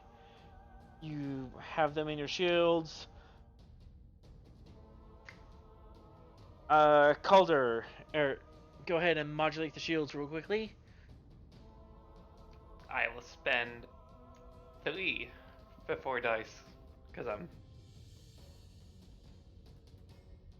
So that is control security, and someone will go the ships? Yep, control security, difficulty 2, assisted by ship structure engineering. Okay.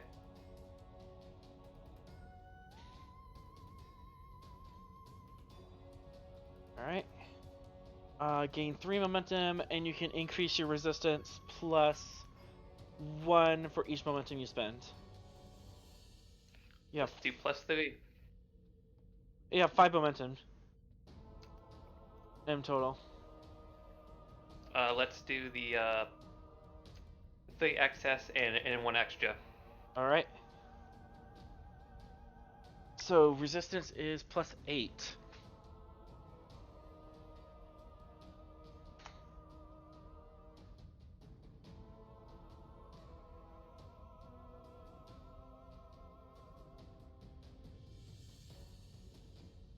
As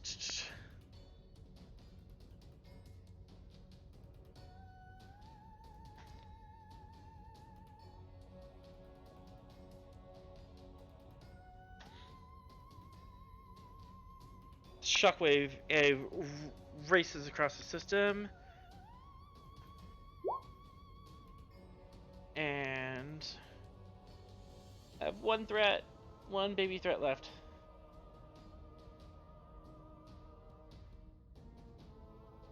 To reroll 3.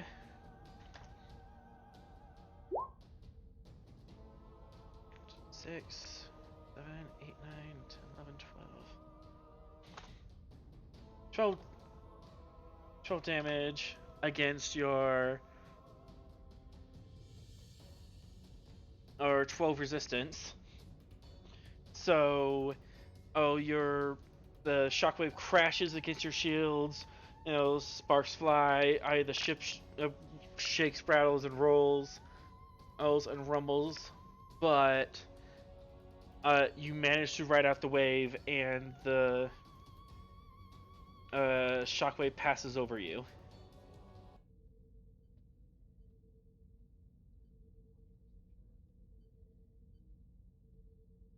There's silence as everyone catches their breath.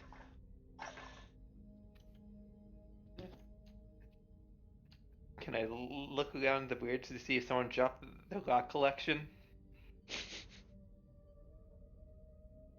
Everyone's fine. Okay, so no random rocks on the bridge, so that means we're fine.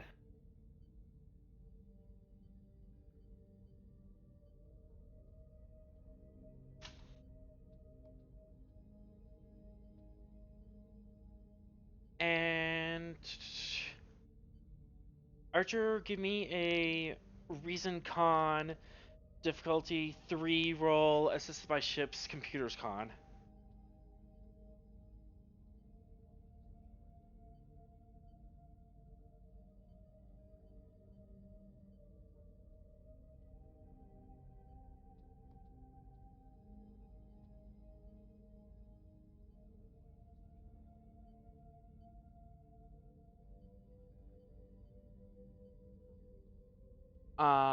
Okay, I'll just give this to you at cost.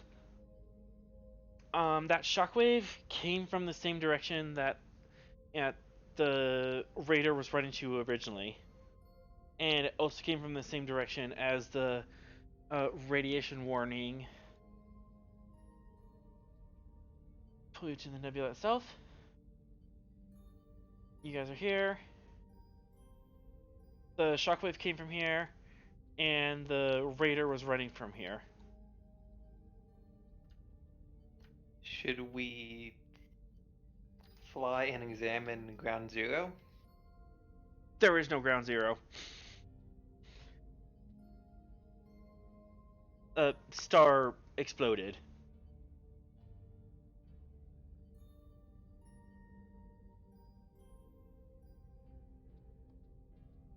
And at that, you receive a hail from the Nuasicaan ship.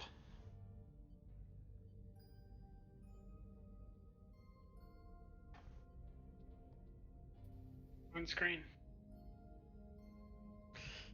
The new Nuasicaan captain is laughing. You are too late. Xareg has left the system in the most explosive style. There's no way you can catch him now.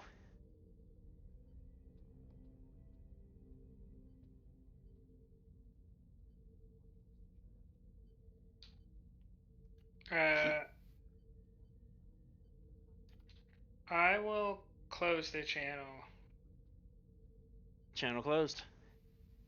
Commander Calder, go ahead and follow through with those previous orders.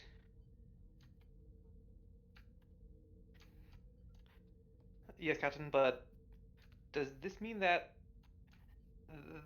strange reading is a weapon that's strong enough to cause the sun to go supernova? I'm sure the Nausicaans that you'll be interrogating will have that information.